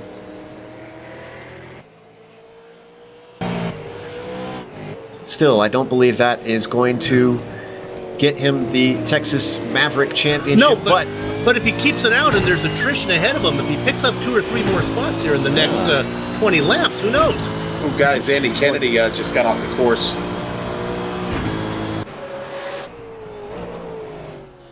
Let's look at the replay of Kennedy. And this looks like he got a little bit loose coming up through Solomon. And that car just went right to the scene of the accident. I think that Northwest driver's day is done. Now, one thing that we kind of had up on screen for a little bit, and I want to go back to, is Brian Bennett being chased down by Blake Reynolds. It's now within a second of each other. I hate to be the spoil sport here, but I believe Bennett has another stop. He does, but how hard is Bennett going to fight? How hard is Reynolds going to fight? Well, I think Reynolds got everything to fight for at this point, but I think he also knows Bennett has to stop. He may not. I was going to say, that's what I was wondering. Does he know? Yeah. Does he not know? Because if he thinks that he doesn't have another spot, as far as he knows, this is for position. You know, Sean, if I didn't have a spotter, I'm not sure I would know that Bennett, after so long of racing, here we are 20 laps to go in an 81-lap race, I'm not so sure I would be absolutely positive that Bennett had another stop to make right now. Yeah, because they haven't been racing directly. Right. So he doesn't know what kind of laps that he's been putting in the meantime. Because all he knows is that he's had a penalty because he would have heard it over the radio. All the reason to watch the broadcast while you're racing. I'm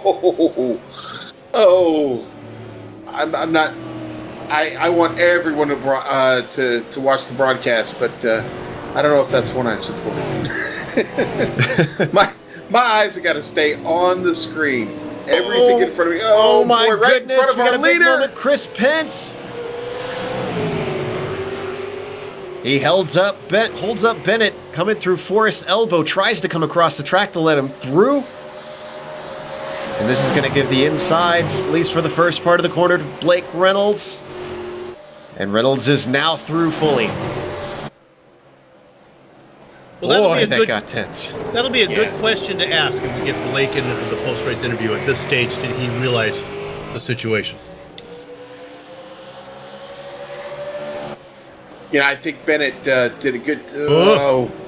yeah, sure, I wanted to bring that up. I said I think he did a pretty good job of letting Blake through the chase there, and happy to let him have it, but maybe not. They head through Hell Corner. He's holding with him. It took him a while to get right back up on the back of him. So I don't think that Bennett's going to drop away anytime soon. Meanwhile, our overall leader on strategy currently is Lionel Kalisto. He has yet to take his final stop. It's going to be a short one. Right now, there's about 20 seconds between Kalisto and Reynolds. I don't really care how short the stop is. It's not that short. So Well, Blake's going to pass him. What is the bogey time just running through the pits? Do you know, Sean? Oh boy, the bogey time just running through the pit. Well, a pit stop is 41 seconds, and an overall cone to cone is about a minute. So let's say 20 seconds. 20, yeah. Do a pass. Yeah, that sounds about right. And he's not going to be able to do a splash and dash. It's just going to be a short fuel stop. Lionel Little Train Kalisto, my fellow Golden Stater out there leading the way. We've seen Lionel win in many different types of cars, ovals, roadsters. Well, in fact, he's on a streak right now. He's won the last two. One of them at a short oval and drastically different from Road Atlanta the next round. There you go. From Oxford to Road Atlanta. Boy, what a difference. And for guys, people, go ahead, Sean. I was going to say Jason Fleisch's made his way into the pit, getting that last stop in. He's currently 6th. He is on the lead lap right now, but I believe that's going to go away from him as Kalisto comes around. Kalisto spins! Stop Keeps it, it out Joey. of You the wall. stop talking about these people. Oh, all right. He's going to get it Stuck in around. a He's bad got spot. time. This is Beltrami. Put a lot of smoke on those tires, though. Beltrami gets by him. Barnes gets by him. And it's Murray's corner once more. It amazes me how you didn't tough need that that. simple little 90-degree left is. As Fleischle getting back on track, coming out of his pit stop. Kalisto finally gets by. Yeah, that's going to put him a lap down. Well, what could have been maybe a little bit close is definitely not going to now, because there's 5 seconds as we see the battle for second place. Bennett and Reynolds going at it. Bennett going a little bit wide, and Reynolds does not want anything of this. He manages to get through, but hairy moment for what we believe should be our overall leader once the pit stops have cycled through. This is where my mom would come over and serve me and my brother a bowl of Jell-O and say, "You guys settle down here for a while before you get hurt." And I think that's what these guys need right now, is a nice bowl of lime Jell-O cubes, because well, that's what Blake Reynolds needs. Bennett knows that he's just got to force Reynolds into an error. Sir, did you like the Jell-O pudding pops? Thank you, Bill. Sorry. Well, the bad impressions notwithstanding, I firmly believe that it's in Bennett's favor to be aggressive at this point. Well, he's being aggressive indeed. Gonna catch a little draft here. Now, that is one thing I can say about the Aussie V8s.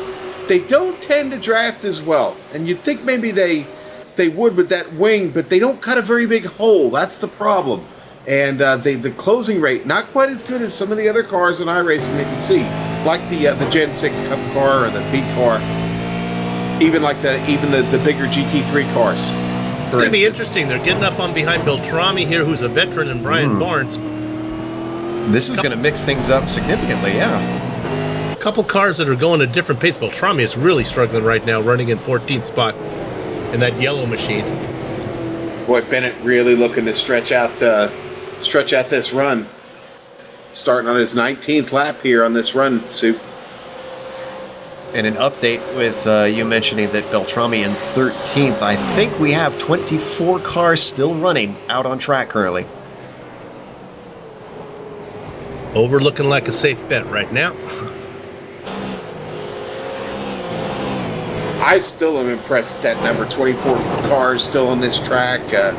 I'd have taken the way under if you'd have told me that before the race. And apologies, I think I had that streak wrong. I think it was Oxford and Bristol that Lionel Callisto won. It was Jimbo Pfeiffer that won last round at Road Atlanta. My apologies.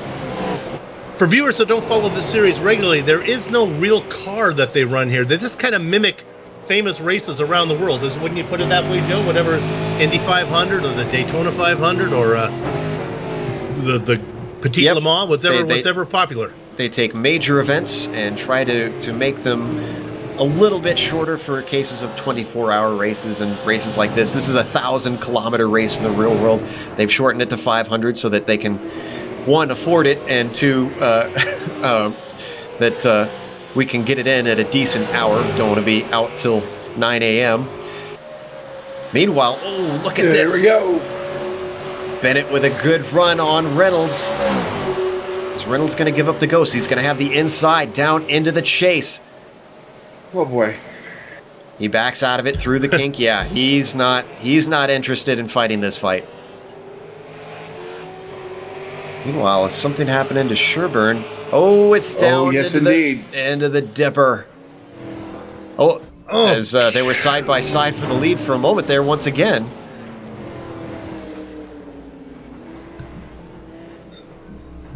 And it looks like he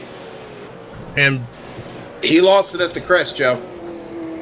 Yep, looks like it just slipped out from under him. And Bruce Nelson just blew an engine as well. Oh, this battle is still going on. Yeah. Look at this, Bennett coming back at him. Bennett knows he's got the bit between his teeth. He goes to the inside, up into Griffin's Bend, gives him just enough track on the left side. But they've got, is this Barnes? They're putting a lap on Barnes. Barnes moves dutifully out of the way. Beautiful job. Move Brian Bennett up into second. And they're gaining on Little Train right now. He's only 3 seconds up. Oh, and I believe we may have had a blown engine. Yep. Snelson. He was running just behind Mike Franklin, so that's not a spot for Franklin. Who did we see smoking at the side of the road there? Nicholas Hunt. Yeah, it was Nick Hunt. Well, remember about that? I think the motor just let go. He notes 7'd it as well. So there goes another one. Hunt also running though for poor Franklin, running back there in 20. He's still going. Is he trying to drive this car back? Got a long way to go. Oh my goodness! I would not want to be a car coming up on Gary him because Nichols stopped on the track, smoke. guys. And what happened to Dreiling here? Hutchinson got stuck behind him. Dreiling was trying to turn it around once again. He's already been black flagged for trying to turn the car around. Gary Nichols was trying to squeak by when he rammed into him. Sherburne comes upon them next. Does he get through this mess? Yes, he does. Wayne Hutchison has to come to a halt, and Hutchison hits him. Ryan Worley moves his way through. Ryan Toma moves his way through. My wife gave me specific instructions to be nice to Tom Dreiling, so she honestly did, because she felt I was hard on him last race at Atlanta. I would not be surprised if we saw another black flag, though, to be honest. Maybe my wife should talk to Mike Willett here. Tom Dreiling's biggest fan right now. Trying to vouch for him. So, with all that mess, And I was about to say earlier, we've seen a couple cars grenade. We've seen another car block the track. Bill, do you still feel safe about that over? Boy, if I trying. didn't know better, I thought these engines, they feel like they're wearing out on us. I saw 3 blow up in like a lap and a half. So we see one right there. Well, with Ryan Worley having to be held up just a little bit, that's caused a battle to start to erupt. Toma on the back of Ryan. Then we get this beautiful nose shot from Ryan Toma, the Northwest driver, doing what he can, starting to gain up the hill. And I think this might be a done deal by the time they get to Griffin's Bend here. He is well ahead into the braking. He can take the racing line, but he's got some lap traffic in front of him. That's Kyle Murphy.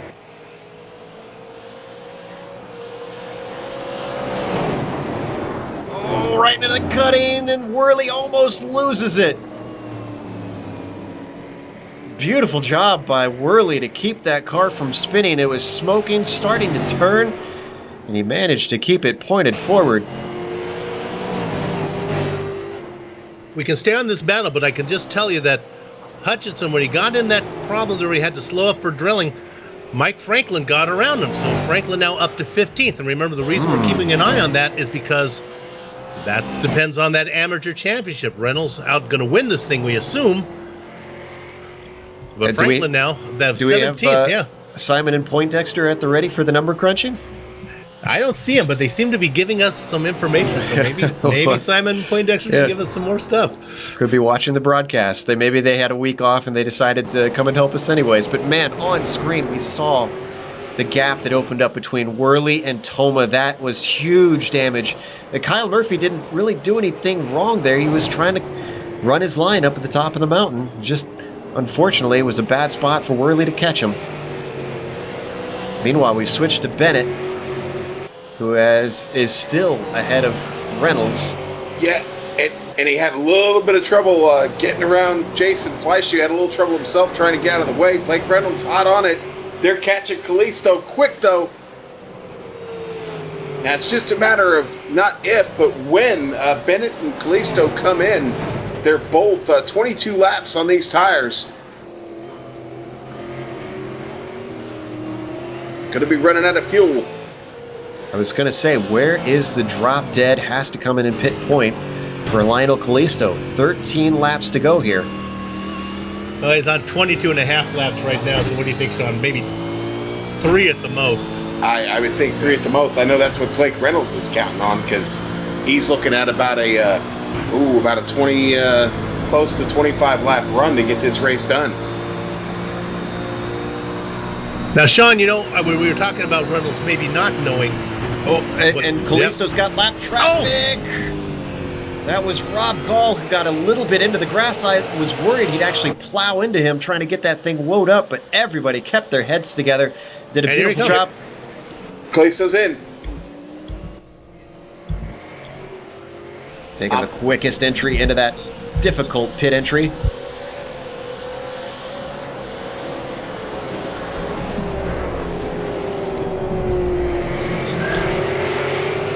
And Sean, I was going to tell you about, both you and I use a similar software. I guess we can give it a plug. What is that? JRT? JRT, yes, Joe Real Time. Joe Real Timing. That does tell you how long a driver's been on a stint, and it would sure come in handy if you didn't have a man on the pit box. Yes, it would. Another job taken away by machines. I'm gonna put Sean Oh, wow. Reynolds has to gather it up. Yes, he does, and he does a great job keeping out of Bennett. This is the disadvantage if he runs behind Bennett, an incentive to get in front of him. If something goes wrong, and look at him close. Is Bennett backing him up, I wonder?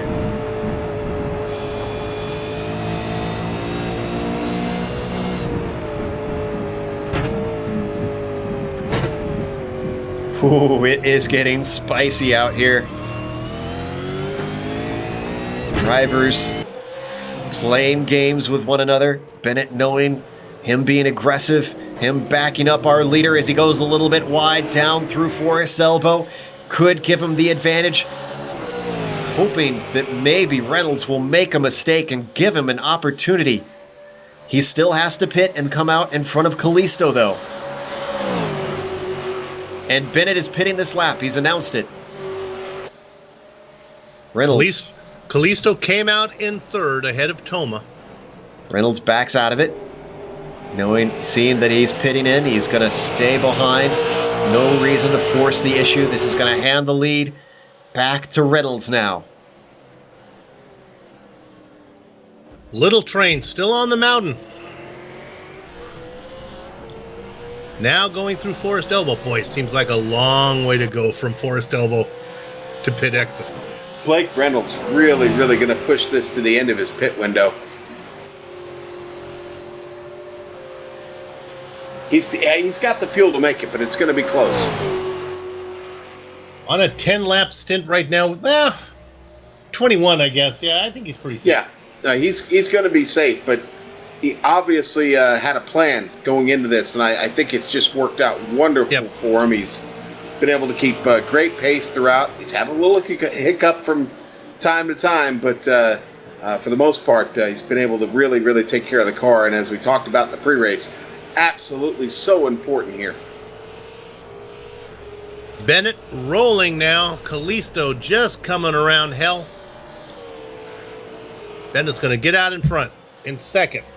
Kalisto going to drop into third. Ryan Toma going to be in fourth. All right, we've got some more information from Simon and Poindexter. I love those guys. Franklin would need to finish fourth or better if Blake wins for Franklin to take the Texas championship. Yeah, he needs the alien invasion to get this one. Well, since we're not in a sci-fi movie, I'm not sure that it's looking very likely for Franklin to be able to come back. You never know with Bathurst, crazy things do happen.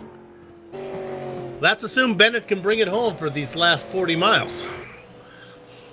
The way we've seen these engines blow up. That's true, and that's the good point. If Reynolds wins, he needs fourth. Reynolds has not won yet. This race is not over. 11 laps. It's looking solid for Blake. Right. But one mistake can throw this thing away. Well, or one spin in a bad spot, and we've seen how much time you can lose. 30, 45 seconds, a minute. Just depends on what's behind you. Our leader has a lot of traffic right behind him now, so that's certainly something to think about also. And I'm not saying this in relation to the leader, maybe running into something. This is for the fans of Tom Dreiling. Bill, I know you've got one there. He's Hard still Charger Award, baby. He's still circulating.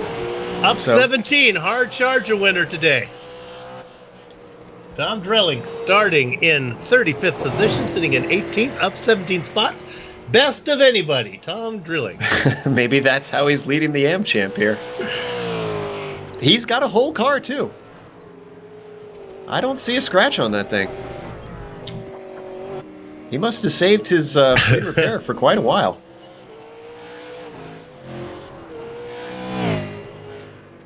Oh, Rob Gall with problems in the cutting. Fleischle with trouble getting a little bit too much curb. Oh, and noses it into the wall. Sticks in the Velcro wall there. Man, it grabbed him. Fleischle's going to have to take a tow. He's stuck. Oh, he's got to be. That's got to be the end of the day for Jason. Jason's comment? Oops. He's running there in 6th. On the list of words that you don't want to hear your doctor say. Right there at the Sulman Park sign. He's taking that tow. You can see the front of that car very much missing. I think Jason's not going to be able to get back out in time because that car was smoking when he hit. Starting to count cars that are running out there right now. I guess Jason's saying it was fun trying to save it. All right. I think we're down to 17 on the track. So we've got an update on the Sportsman division as well. Right now, Tom Dreiling has a 2-point lead over Michael Thompson. And remember, the points, I did get this information, the positions are worth 2 points each. So each position you get, you gain 2. So if So he you has gain, a 2-point lead over Thompson right now. So every position is, I mean, Thompson's position in seventh, changes. and he's 37 seconds behind Brian's Barnes. So But I think this is interesting. Thompson is going to move up a spot, but I guess Drilling will also because Fleisley was ahead of both of those guys. So have they already? Yeah, okay. Thompson in 7th, Drilling. Dryling in 18th right now. Well, actually, Drilling has not And- made up that spot yet because And Dryling has 6 laps over the next car, which is Stephen Paulson. So Dryling, as long as he keeps driving, is not going to lose a position. This is in the hands of Michael Thompson if he wants to take the AM championship. well, he's not going to pass Fleisley for the next 5 laps, though. Does he have enough time to get there before I guess 9 laps to go? I guess he's going to get there in time. Oh, and Thompson has an off. That was in a hell corner, and our statisticians have figured out that he is going to get the position, that Dryling will move up one more, so that's 2 spots just to tie it that Michael Thompson has to get. Yeah, Thompson had trouble coming into hell corner. And apparently just a miscalculation by him there going into the corner. It sounds like maybe he had been distracted there for a moment. So sounds like some good news for Brian Barnes. He's currently running in 6th. Right now, as he stands, he has the Bigfoot Championship for the Northwest Club Trophy and the Legends Championship. They like to be called the Sasquatch, Joe. Sasquatch? Okay. They take offense There we to go. Bigfoot. What about... Now, guys, I've got an interesting little note on Slavonic. Slavonic rode around with that car damaged the whole race. And now it looks great. So obviously he sat on that quick repair there until the very, very end. And Well- it looks like it's paying off for him because he's one of the fastest cars on the track right now. This is one of our drivers vying for that Maverick Championship, and he's held on to an ace. Very good. Nobody got that but Sean and I, but very nice. Got to have an ace in the deck.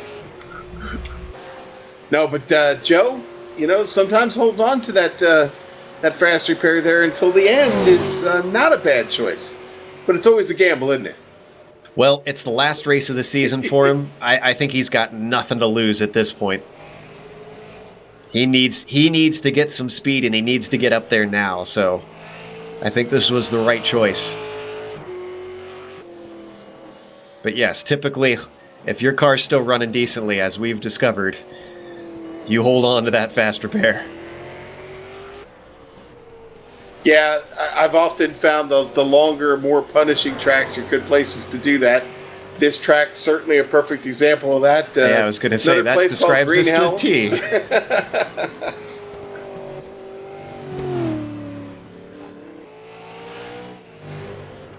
This has been fun. It's been an entertaining race they gave us here.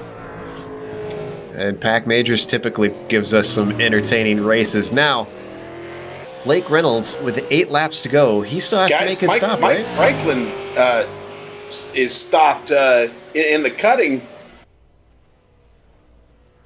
Oh, he's exited out.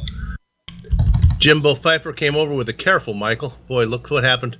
And yeah, I think he decided he has nothing to gain by trying to turn it around, so he just took a tow. He's got nobody on the same lap as him currently. Spun it in the cutting. Here we see the replay. Rear of the car wanted to swap ends, and there was nothing he could do to stop it. That's a nice thing he did there. That's only going to ruin somebody else's race after Oh yeah, that was 2 hours, and That's what I was saying. That was a good judgment call. He knew that there was no one on the same lap as him. There was nothing he was going to lose by towing.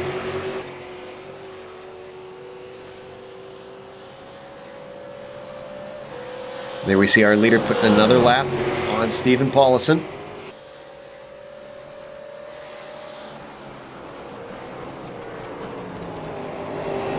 When was the final lap we said that Reynolds has to come in? well, I think Reynolds is good to go here. Yeah, no, he's going to be good at this point. It's going to be close. I mean, we haven't seen anybody do any more than 23 laps today, and he's in the window. So Assuming the pit crew did their job, I think he's good to go. Got enough fuel in the car, sure. Well, we've certainly seen drivers throughout the past several years have trouble there, maybe miss that fuel calculation by less than a half a gallon, and yeah, that's a tough way to lose. Well, and specifically in the Bathurst 1000 too. You remember, I believe it was at Win Cup that ran out of fuel because he didn't save and lost the win. That's right. I just saw a replay of that. He didn't seem to be hearing his pit box. So has Reynolds been doing what he needs to do to stretch it all the way to the end? That's the question. He's got no threat from behind right now. In fact, he's clean in front and clean behind. So right now it's just him in the track, and he's not having to dig too hard. I'm going to imagine he's taking it easy right now to save a little bit of fuel. He does. Go ahead. A guy who really hasn't got a lot of love here today is Ryan Worley. We saw him in that little bit of battle, but what a nice job for a top 5 from him. Excellent job. He's last car in the lead lap right now, and that Northwest driver has had a really great day. I mean, he's up 5 spots, top 5 going, and at his pace right now, he should be able to stay in front of our leader. We saw him in a little bit of a battle earlier, but pretty darn good for him. I can't believe there's only 6 laps to go. Sure went by in a flash. It did go by fast, yeah. As we watch Ryan Worley, one special thing we should mention, he's a fast driver, plain and simple, no matter who you are. But you have to consider, he's driving this car with one hand and one foot. I'm not making this up. Wow. Ryan, yes.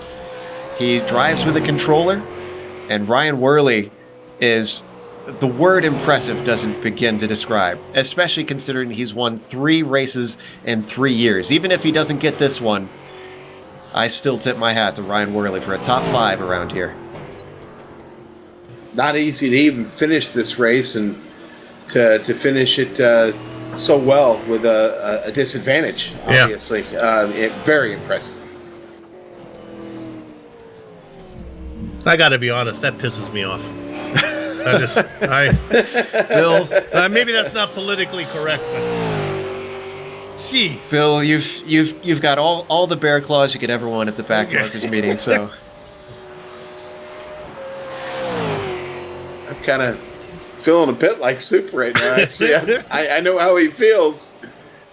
We spend all this money to make ourselves better, buy better equipment and everything, and for what? It's not what you have on your body, it's what you do with the time practicing and making use of it. And Ryan Worley is a great example of that, showing himself to be a phenomenal driver. Meanwhile, going to 8th position, Michael Thompson, has a bit of an off, and that's going to let Paul Slavonic by, but that is not for... No, that is for position. And remember, those points, those spots are important. Oh, no. And Slavonic's probably going to be on a charge with that fresh car now, doing pace that he couldn't do earlier on. Right now, his next up is going to be Jimbo Pfeiffer, and that's only 10 seconds. And Jimbo just had a little bit of trouble in front of him, got slowed down, coming out of the elbow there. And now that they're on the back here on Conrad Straight, chance for Slavonic to pick up a little bit more ground. I was going to say 5 laps to go. Slavonic doing 207s, 208s. What's Jimbo Pfeiffer doing? 208, 209. Did a 207 last lap. In fact, his fastest lap of the race for Jimbo Pfeiffer was last lap. I think, unfortunately for Paul, unless Jimbo makes a mistake, he's going to run out of the laps before he can get to that 7th position.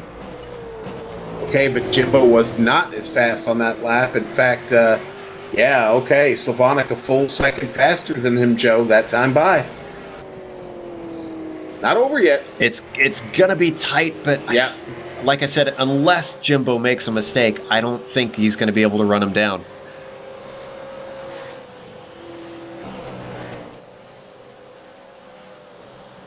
Driver with very few mistakes today was Blake Reynolds. Comes around Forest Elbow, back onto the Conrad Straight once again. He's going to get 4 to go this time by.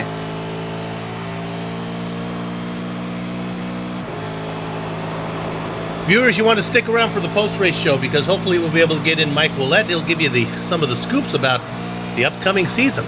Some big news. Big news. I don't want to oversell that, but we've got That's big right. news for you. It's professional broadcasting here. We're using what they call a teaser. Get you to stick around for us. Kalisto back here in third, catching traffic at a bad spot. Got Mike Franklin up in front of him with a heavily damaged Ford. Heavily damaged Ford. That's what I meant to say. There we go. And he's going to get by, finally. Lionel Kalisto able to get by. Hold on third place.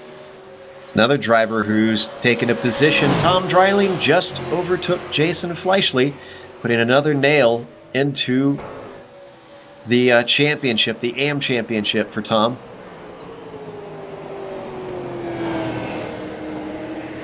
We talked about the Governor's Cup at the start of this race, and it's looking like Northwest is in a good position to win right now.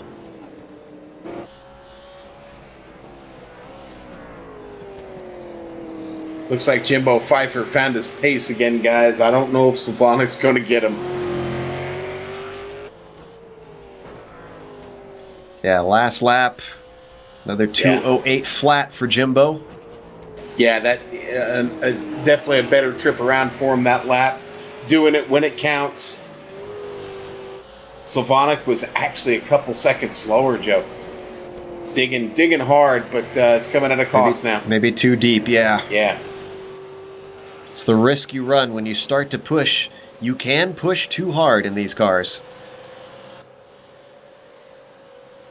A really impressive run for everybody in the top 11 right now. All of them drivers that have come up through the field to get their spots, basically.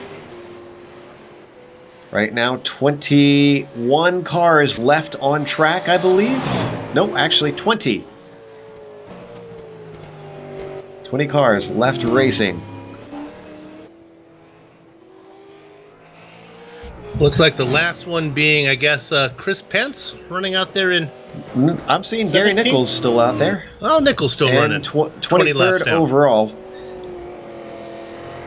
He's got a few cars yet to overtake that are still sitting stationary. Bruce Nelson, Oh boy, Nick Hunt, oh boy. and Jason Our Fleischle. leader having to get around Dreiling, guys. Dreiling having a little bit of trouble. Was getting out of the last turn there out of Murphy's corner. Ooh, that was close. Well, the wood paneling on the riding shotgun machine has been spared.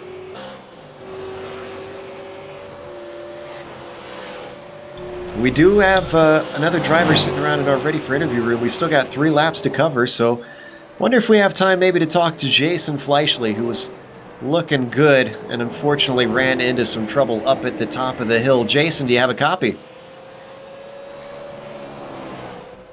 Jason spun the car at least 4 times that we know of. Twice he didn't hit anything. Twice he did hit something. Let's see if we can get him in here. Yeah. There we There go. we got Jason. Jason. Set you up with... Oh, drilling just hit the wall, boys and girls. Unfortunate for the back marker. But Jason, you had a bit of a rough race in the first half, but you were still competing in that top 10, it seemed like, for quite a while as we watched Tom's replay here. What was your goal at about the halfway point to come to the finish? Well, I kept waiting for that big pileup on the mountain because Mike said he'd throw a caution if that happened and maybe get back in it. But, you know, I just kept fighting. But this was a big dose of humble pie. Bathurst 1, Fleischle 0. Yeah, you can't win them all, but still, you have to be proud of that championship. How does it feel to be crowned of the Mario Andretti Drivers' Championship? Oh, it's great. You know, it's just nothing like it, especially, you know, when the bar was raised this year with Mike going out and get, you know, the endorsement of Mario Andretti on the trophy. That's just unbelievable. You know, as far as I know, that's the first sim racing league to have that kind of a stature to it. So I'm just completely thrilled. Yeah. Now, next season will be announced a little bit later. Have you been let in on the upcoming schedule at all? Are you aware of what's coming up? He's part of the big announcement. He's been let in, Joe. Okay. How do you feel about next season without spoiling anything, because we haven't announced what's coming up yet? Yeah, okay. Well, I'm not going to steal Mike's thunder yet, but yeah, there's a lot of even further organization to it. More structure is going to happen. Mike put together a competition committee made of drivers of the series, and we've all been working for about 2 months to really hash things out. What's working, what's not working, what needs to be changed, and so there's a lot of exciting things coming for 2017. That's for sure. We are very excited to. He said we, Joe. Did you hear that? He said we. Yeah, I heard that. Well, we at GSRC as well are excited for next season. We're already in talks with the Pacific Majors to get to cover next one. We look forward to that happening. So 2 laps to go. Thank you for joining us, Jason. I'm glad we got to talk to the champion before the race was out, and good luck for next year. Yeah, thanks, guys. Jason Fleischle currently sitting in 18th, unfortunately in the pits, not going to be able to take the checkers today, but still had a great season out there, taking a number of wins and top 5s and top 10s as it went on. White flag next time by for Blake Reynolds. He's still got 32 seconds. If he goes by the pits, he's committed to this fuel strategy. I gotta admit, that is so cool to get Mario Andretti to sign on as the signature name there for the trophy. Very cool from Mike. I wonder if he's going to sign the trophy. Boy, what would that be like? Trouble for Brian Bennett, guys! No! With 1 to go. And it's not the... It's Dreiling. It can't be. Tom Dreiling. Yeah, guys. Tom Dreiling was sideways in the middle of the track. Bennett, with nowhere to go, nails him. And Dreiling somehow is able to keep going. Bennett, however, has come into the pits. That's going to drop him well down the order. It will move Lionel Kalisto up into second and Toma into third. But, man, spare a thought for Bennett. Not very happy right now. Yep, he's getting on the chat with not the best of words to say right now, which I don't blame him, to be honest. No, honey, I'm trying, honey. I'm trying.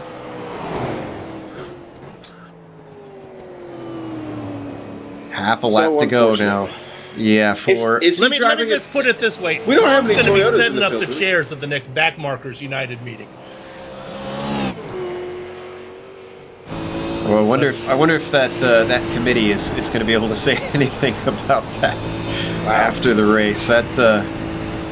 That's disappointing. That's just a real shame for Brian Bennett. What a day he had. Does not deserve and coming the back fate from unfolded penalty too. Yeah. Yeah, you know what? That didn't even cross my mind until you just said it. The fact that he did come back from that penalty to be where he was. All right, out of Forest Elbow. Down Conrad Straight, Blake Reynolds comes. He has to execute 3 more corners, and he has won the final round here. Down towards the chase. He swings it through the kink, throws the anchors out, gets it up and over the hill, comes around the bend. He's got Murray's corner to go. He's already weaving in celebration. Blake Reynolds knows he's got this thing in the bag. Nice and slow through Murray's corner. Blake Reynolds takes the checkered flag for the win here at the Volt Vapes Bathurst 500. And Lionel Kalisto just now getting on to Conrad. Hold down second. Brian Toma, 24.5 seconds behind him in third. Yeah, Toma with that early pit strategy, going to grab himself a podium. Bennett is back on track, guys. At least he can get to take the checkered flag. I'm glad to see that he is going to at least cross the line. As Lionel Kalisto comes around, boy, he is on quite a run. I'd put Lionel Kalisto as a big contender next season for that Drivers' Championship. He takes second place today. Because he's so good in so many different styles of racing. Absolutely. Toma comes up to the final corner. He's going to round out the podium. He's got a handy near minute over Brian Bennett. Ryan Toma comes home in third. And is Bennett going to be on the lead lap here? Yeah, he's going to be the let's last stay car on the with lead him. lap. Looks like Fleischle has blocked the car back out. It looks like No, he Brian.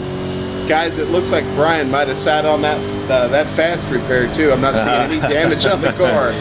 There's your answer. We wondered about that. That came in handy. That's why you save it all the way to the end. So, did I hear right that Worley is not on the lead lap? He's not going to finish? All right, so... one lap down. You're right. Brian Bennett, last car on the lead lap. Only 4 of them. That is incredible around a 4-mile track. Wow. Kept that fast repair. Was willing to just leave it in his pocket to the end, but he did wind up needing it. And credit to Brian Bennett. He's going to take 4th, but he deserved that second place. He drove hard to get there. And look at Blake Reynolds celebrating.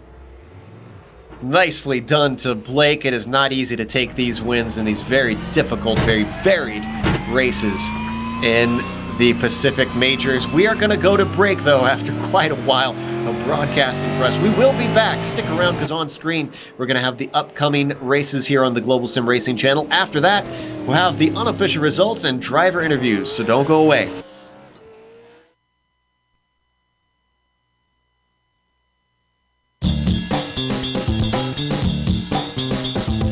Hi, my name is Donovan Johns. I'm the owner-operator of Volton Vapes here in Boise, Idaho. We opened our first location inside the Boise Town Square Mall in February of 2013. And our second location we opened up on the corner of Fairview and Milwaukee in May of 2013. One of the things that we specialize here is in the entry-level and mid-level range hardware and equipment for beginning vapers to really get the concept of vaping down and to feel confident in their education levels so they're not going to be inundated or overwhelmed with some of the higher end mods. One of the things we also do here is we have the build your own kits, which you can pick any of our entry-level, mid-level batteries and tanks and assemble it into your own kit so you can take home exactly what it is you're looking for when you leave the store.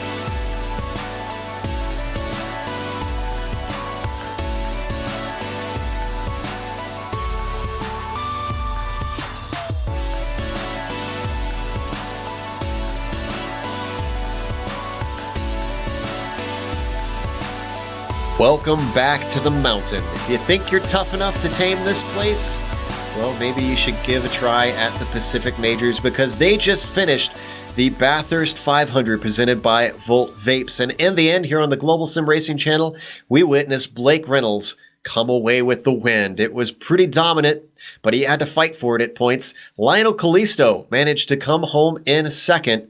Ryan Toma rounds out our podium. Brian Bennett with severe disappointment on the penultimate lap, running into a back marker down through the dipper. Unfortunately, gets slotted from second down to fourth. Ryan Worley, a great run. He didn't finish on the lead lap, but he gets a top 5, and that is not easy in these cars on this track. Brian Barnes, same thing. Very quiet race. Had a few issues along the way, getting held up by cars getting turned, but he finishes 6th. Same thing with Jimbo Pfeiffer. Paul Slavonic, he came home in 8th, saved his spare car until the end, and worked his way through the field. Michael Thompson, he finishes 9th, and Bill rounding out the top 10 is Christopher Sherburne. Bob Beltrami in the 11th position. Rob Gall gets 12th right behind him. 13th and 14th go to Kyle Murphy and Wayne Hutchison. 15th spot goes to Mike Franklin. All ribbons and curls. In the Sweet 16 spot is William Fletcher. 17th and 18th go to Tom Drilling.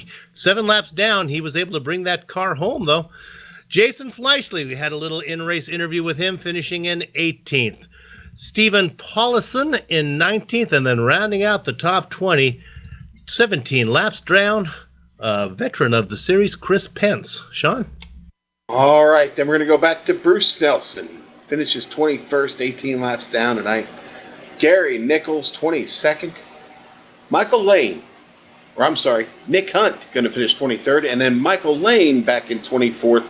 Both of those drivers with a little bit of trouble this evening. Tough sledding for them. Mark Herzog going to round out the top 25. Andy Kennedy going to finish 26th today. Kyle Burney, 27th. Richie Hearn, who had technical trouble with the Oculus Rift today, 28th.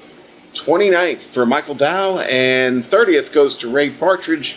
And we'll just take the rest of the field here real quick. There are only 6 more cars. And that was in 31st, Jared Morgan. 32nd, Michael Smith.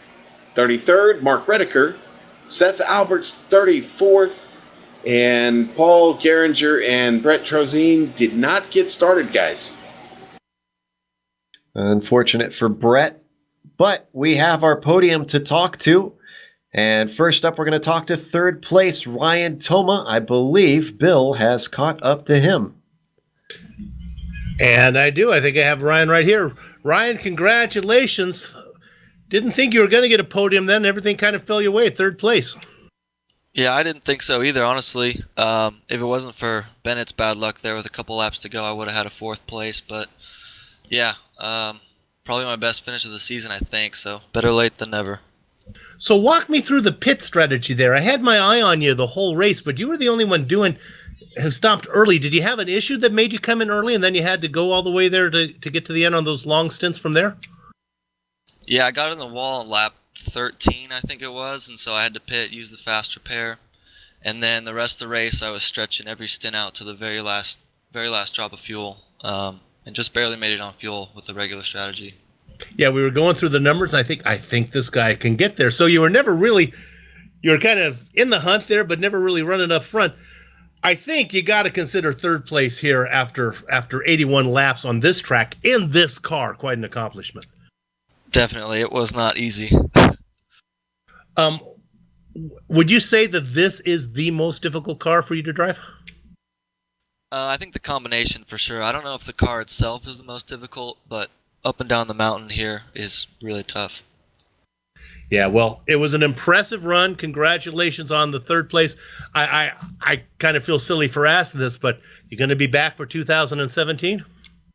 I would definitely love to be back if time allows. I missed a lot of races this year, so hopefully I'll be back with Alliance again. They're an awesome team, and I'm glad to be a part of it. It's always fun to watch a race whenever you can show up. Ryan Toma, your third place driver today. Joe? Up next, we have second place Lionel Callisto, who's on quite a streak. Had 2 wins earlier this season, and notching up another podium sure ain't bad for him. Sean is talking to Lionel.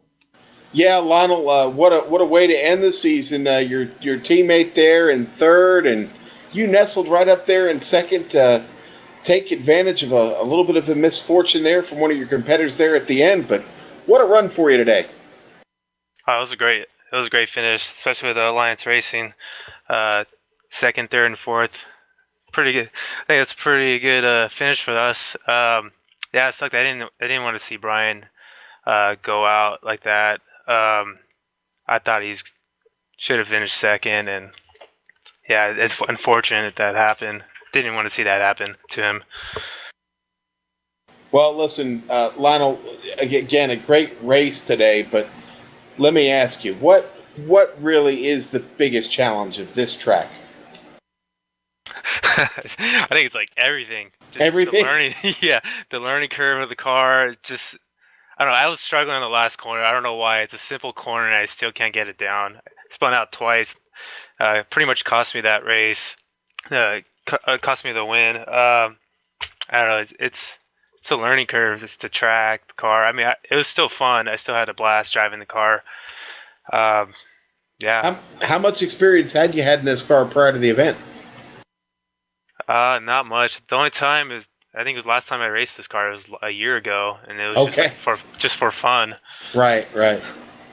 Well, it definitely is a challenging car. You're constantly looking for grip out there. How was the grip throughout the race on the track with the lower temperatures? We thought that it'd be a better condition to run in, but it seemed like as the rubber laid in, it started to maybe get a little slick out there.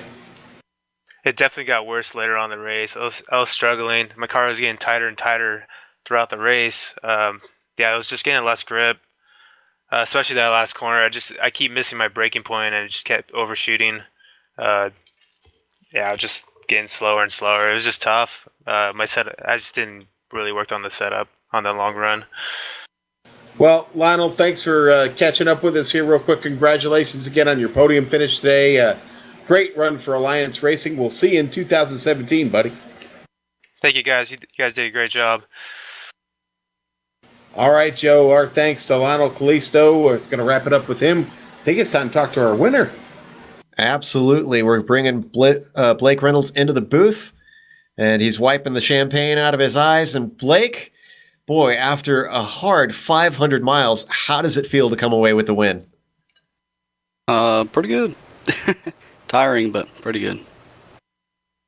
Now, we asked a little bit ago Lionel Callisto if he had any prior experience. Have you raced this car before? I did. I one time stayed up for those early morning. It was during the summer. I stayed up for one of those early morning SOF races, the Aussie splits. I did the Brands Hatch Indy circuit, and I got lapped by those guys. So not very good run, but I have raced it before. Now, coming up towards the end of the race, you were in a bit of a battle with Bennett. However, he still had a stop to go. Were you aware that you didn't have to fight him for that position? Yeah, but it was kind of boring to ride behind him, and my crew chief was telling me not to, but, he was right there, and he was on old tires, so why not go for it? Well, it certainly gave us some excitement up here in the booth. Now, next season, obviously there's going to be some changes in the schedule. There's some new things coming up. We're not going to spoil anything quite yet. Are you going to be back for next season? Of course. I love this league. Excellent stuff. Awesome job. Blake, this is Soup. Do you think you'll be back as an amateur? Disqualified. Well, I'll be ready for Daytona. Okay. I'll just say that. All right, that was Blake Reynolds, our winner here today at the Bathurst 500 after a long, hard race. And AM champion, am I correct, Joe, about that?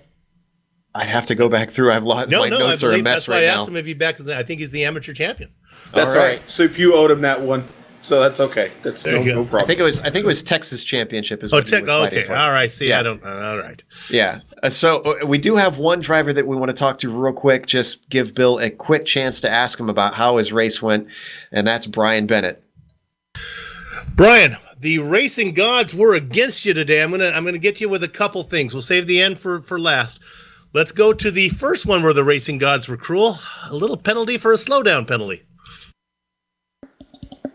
Yeah, that was a bit disappointing. The penalty for the slowdown, I took it as soon as I could because I've been disqualified from a race before by not taking it by the end of the following sector at Spa. So ever since then, if I'm given a slowdown, I take it when I can. I think Sean and I were both. We love Mike Willett, and they make the call on there, but we were kind of on your side on that one. It's kind of just the nature of the beast here at Bathurst.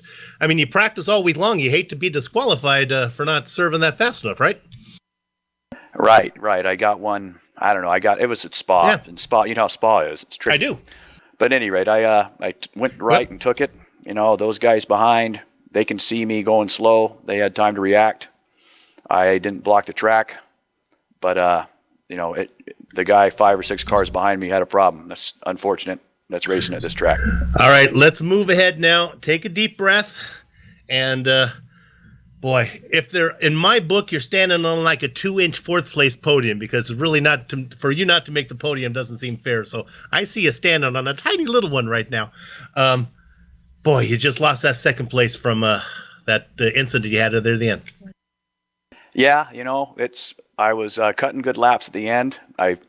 All I could hope was that Blake had a fuel problem, perhaps. I know he pit like 5 laps before me, so he had broke the race up into even stints.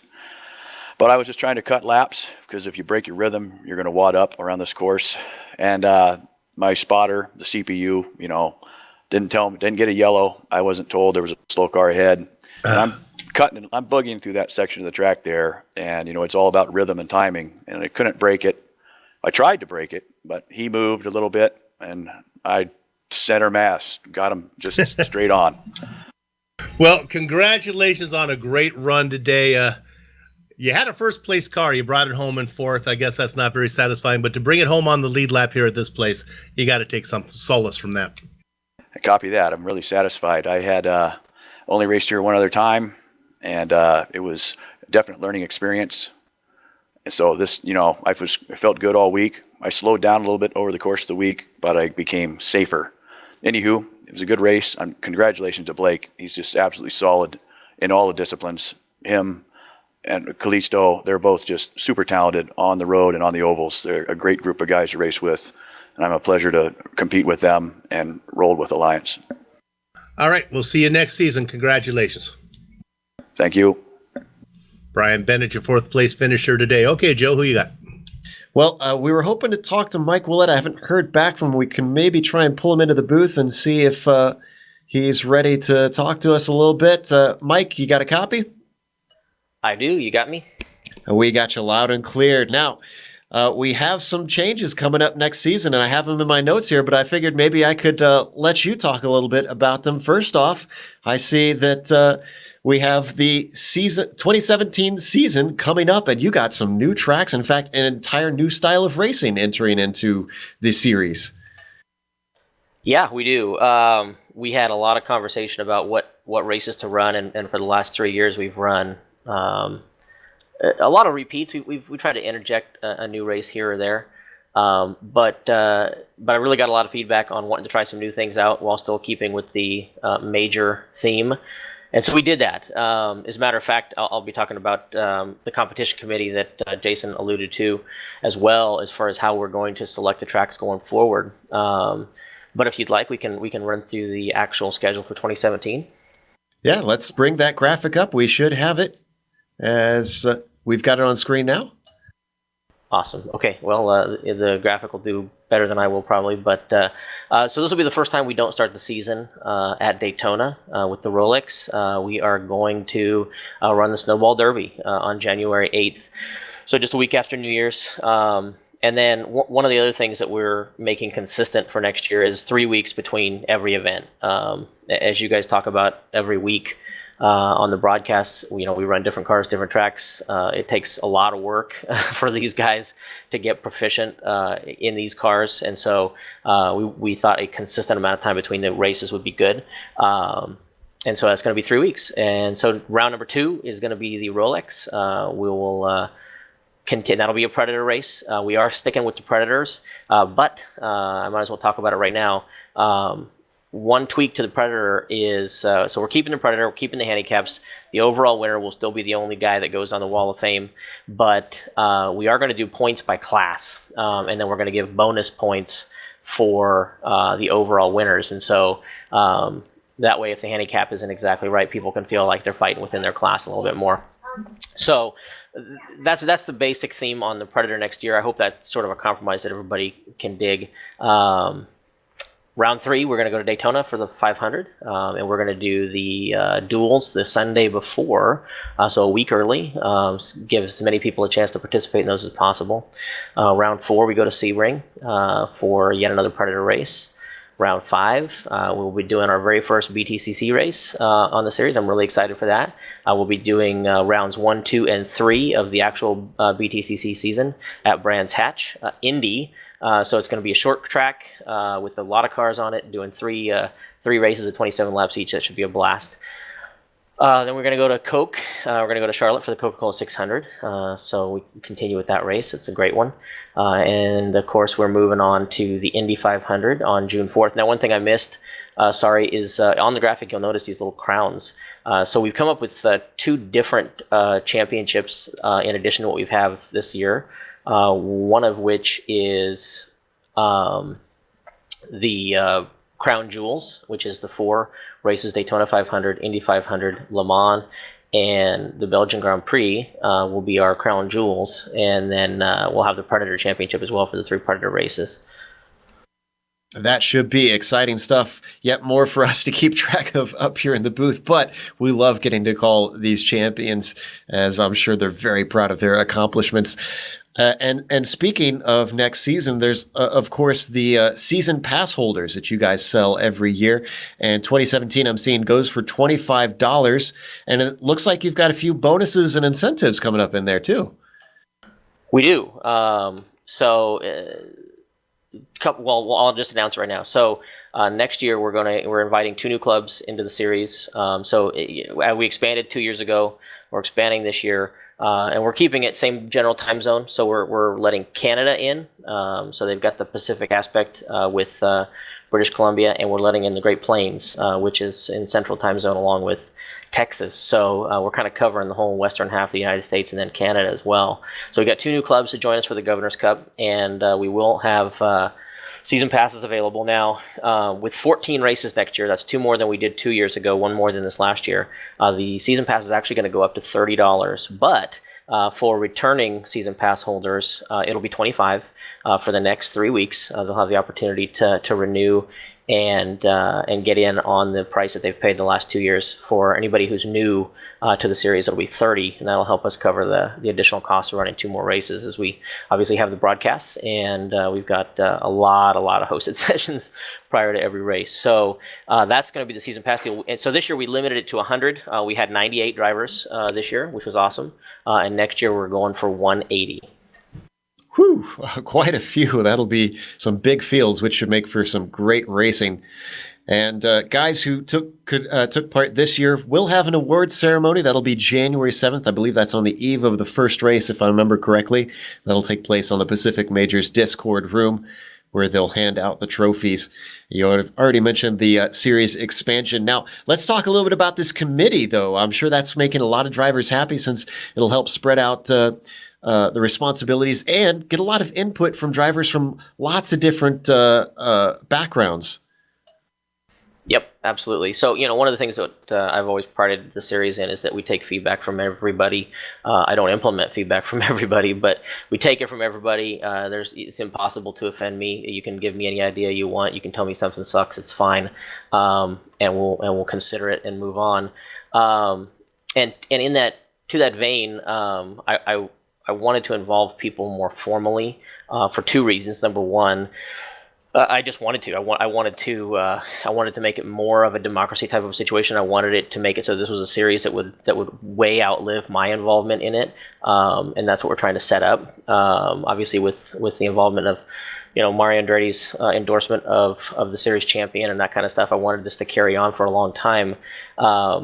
and I wanted to race more, to be honest with you. I have hated this the last 6 months from a personal standpoint of doing just the officiating and all of that kind of stuff. So I'm looking forward to being a driver next year outside of the organization of it. But anyway, the committee, we've got 8 members of our committee. I hand selected them this year based on people who have been influential, people who have given great feedback, people who have been big supporters of the series. And those people are Michael Smith, Jason Fleischle, David Williams, Chris Beck, Wayne Hutchison, Adam Young, Ethan Moore, and myself. We will actually have a formal process to include new committee members on a yearly basis for current committee members to retire as well. And we wanted to keep, everybody's welcome to give their input all the time as always, but this will be a more formal process and already has been with regard to the series schedule, the rules for the coming season, all of that.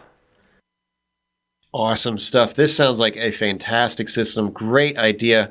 And once again, we're impressed with the ability and professionalism that you run this league. Thank you again for having us broadcast this year, and we look forward to next season.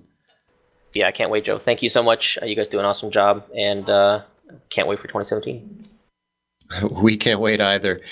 But that means it is time to wrap up for an entire year. We're going to get a little bit of a break here on the Global Sim Racing channel, and then we get to come back in January, fresh and new for the 2017 season of the Pacific Majors. Obviously, a huge thanks to Volt Vapes, who have been a big sponsor this whole season long, done so much to make this series happen. And of course, thanks to Mike Willett for all that he does behind the scenes. Thanks to the software and hardware that we use for our broadcast. You can see those listed on your screen. And additional thanks to our musical contributors, Eric Ekholm and Casey Lalonde, whose music you can also find at the websites listed. Thanks to the team today, Amjad, Bill, and Sean, and as well as special thanks to all the teams that we've had throughout the season. We've brought in a lot of commentators who have been experts in various cars and various tracks to help us out with the Pacific Majors and all the variety that it brings. If you'd like to find out more about GSRC, you can find it at globalsimracingchannel.com, along with archived races and upcoming broadcasts. We're also on Twitter at GSR Channel and Facebook at /Global Sim Racing Channel. As was mentioned, next race, we got a little bit of a break. It'll be January 8th on a Sunday. Once again, as always, 5 Flag Speedway, the Snowball Derby. Don't miss that one. We also have upcoming races for other series on screen, so check those out and mark them down on your calendar. However, until next time, until next year, race clean, race hard, and we'll see you on the track.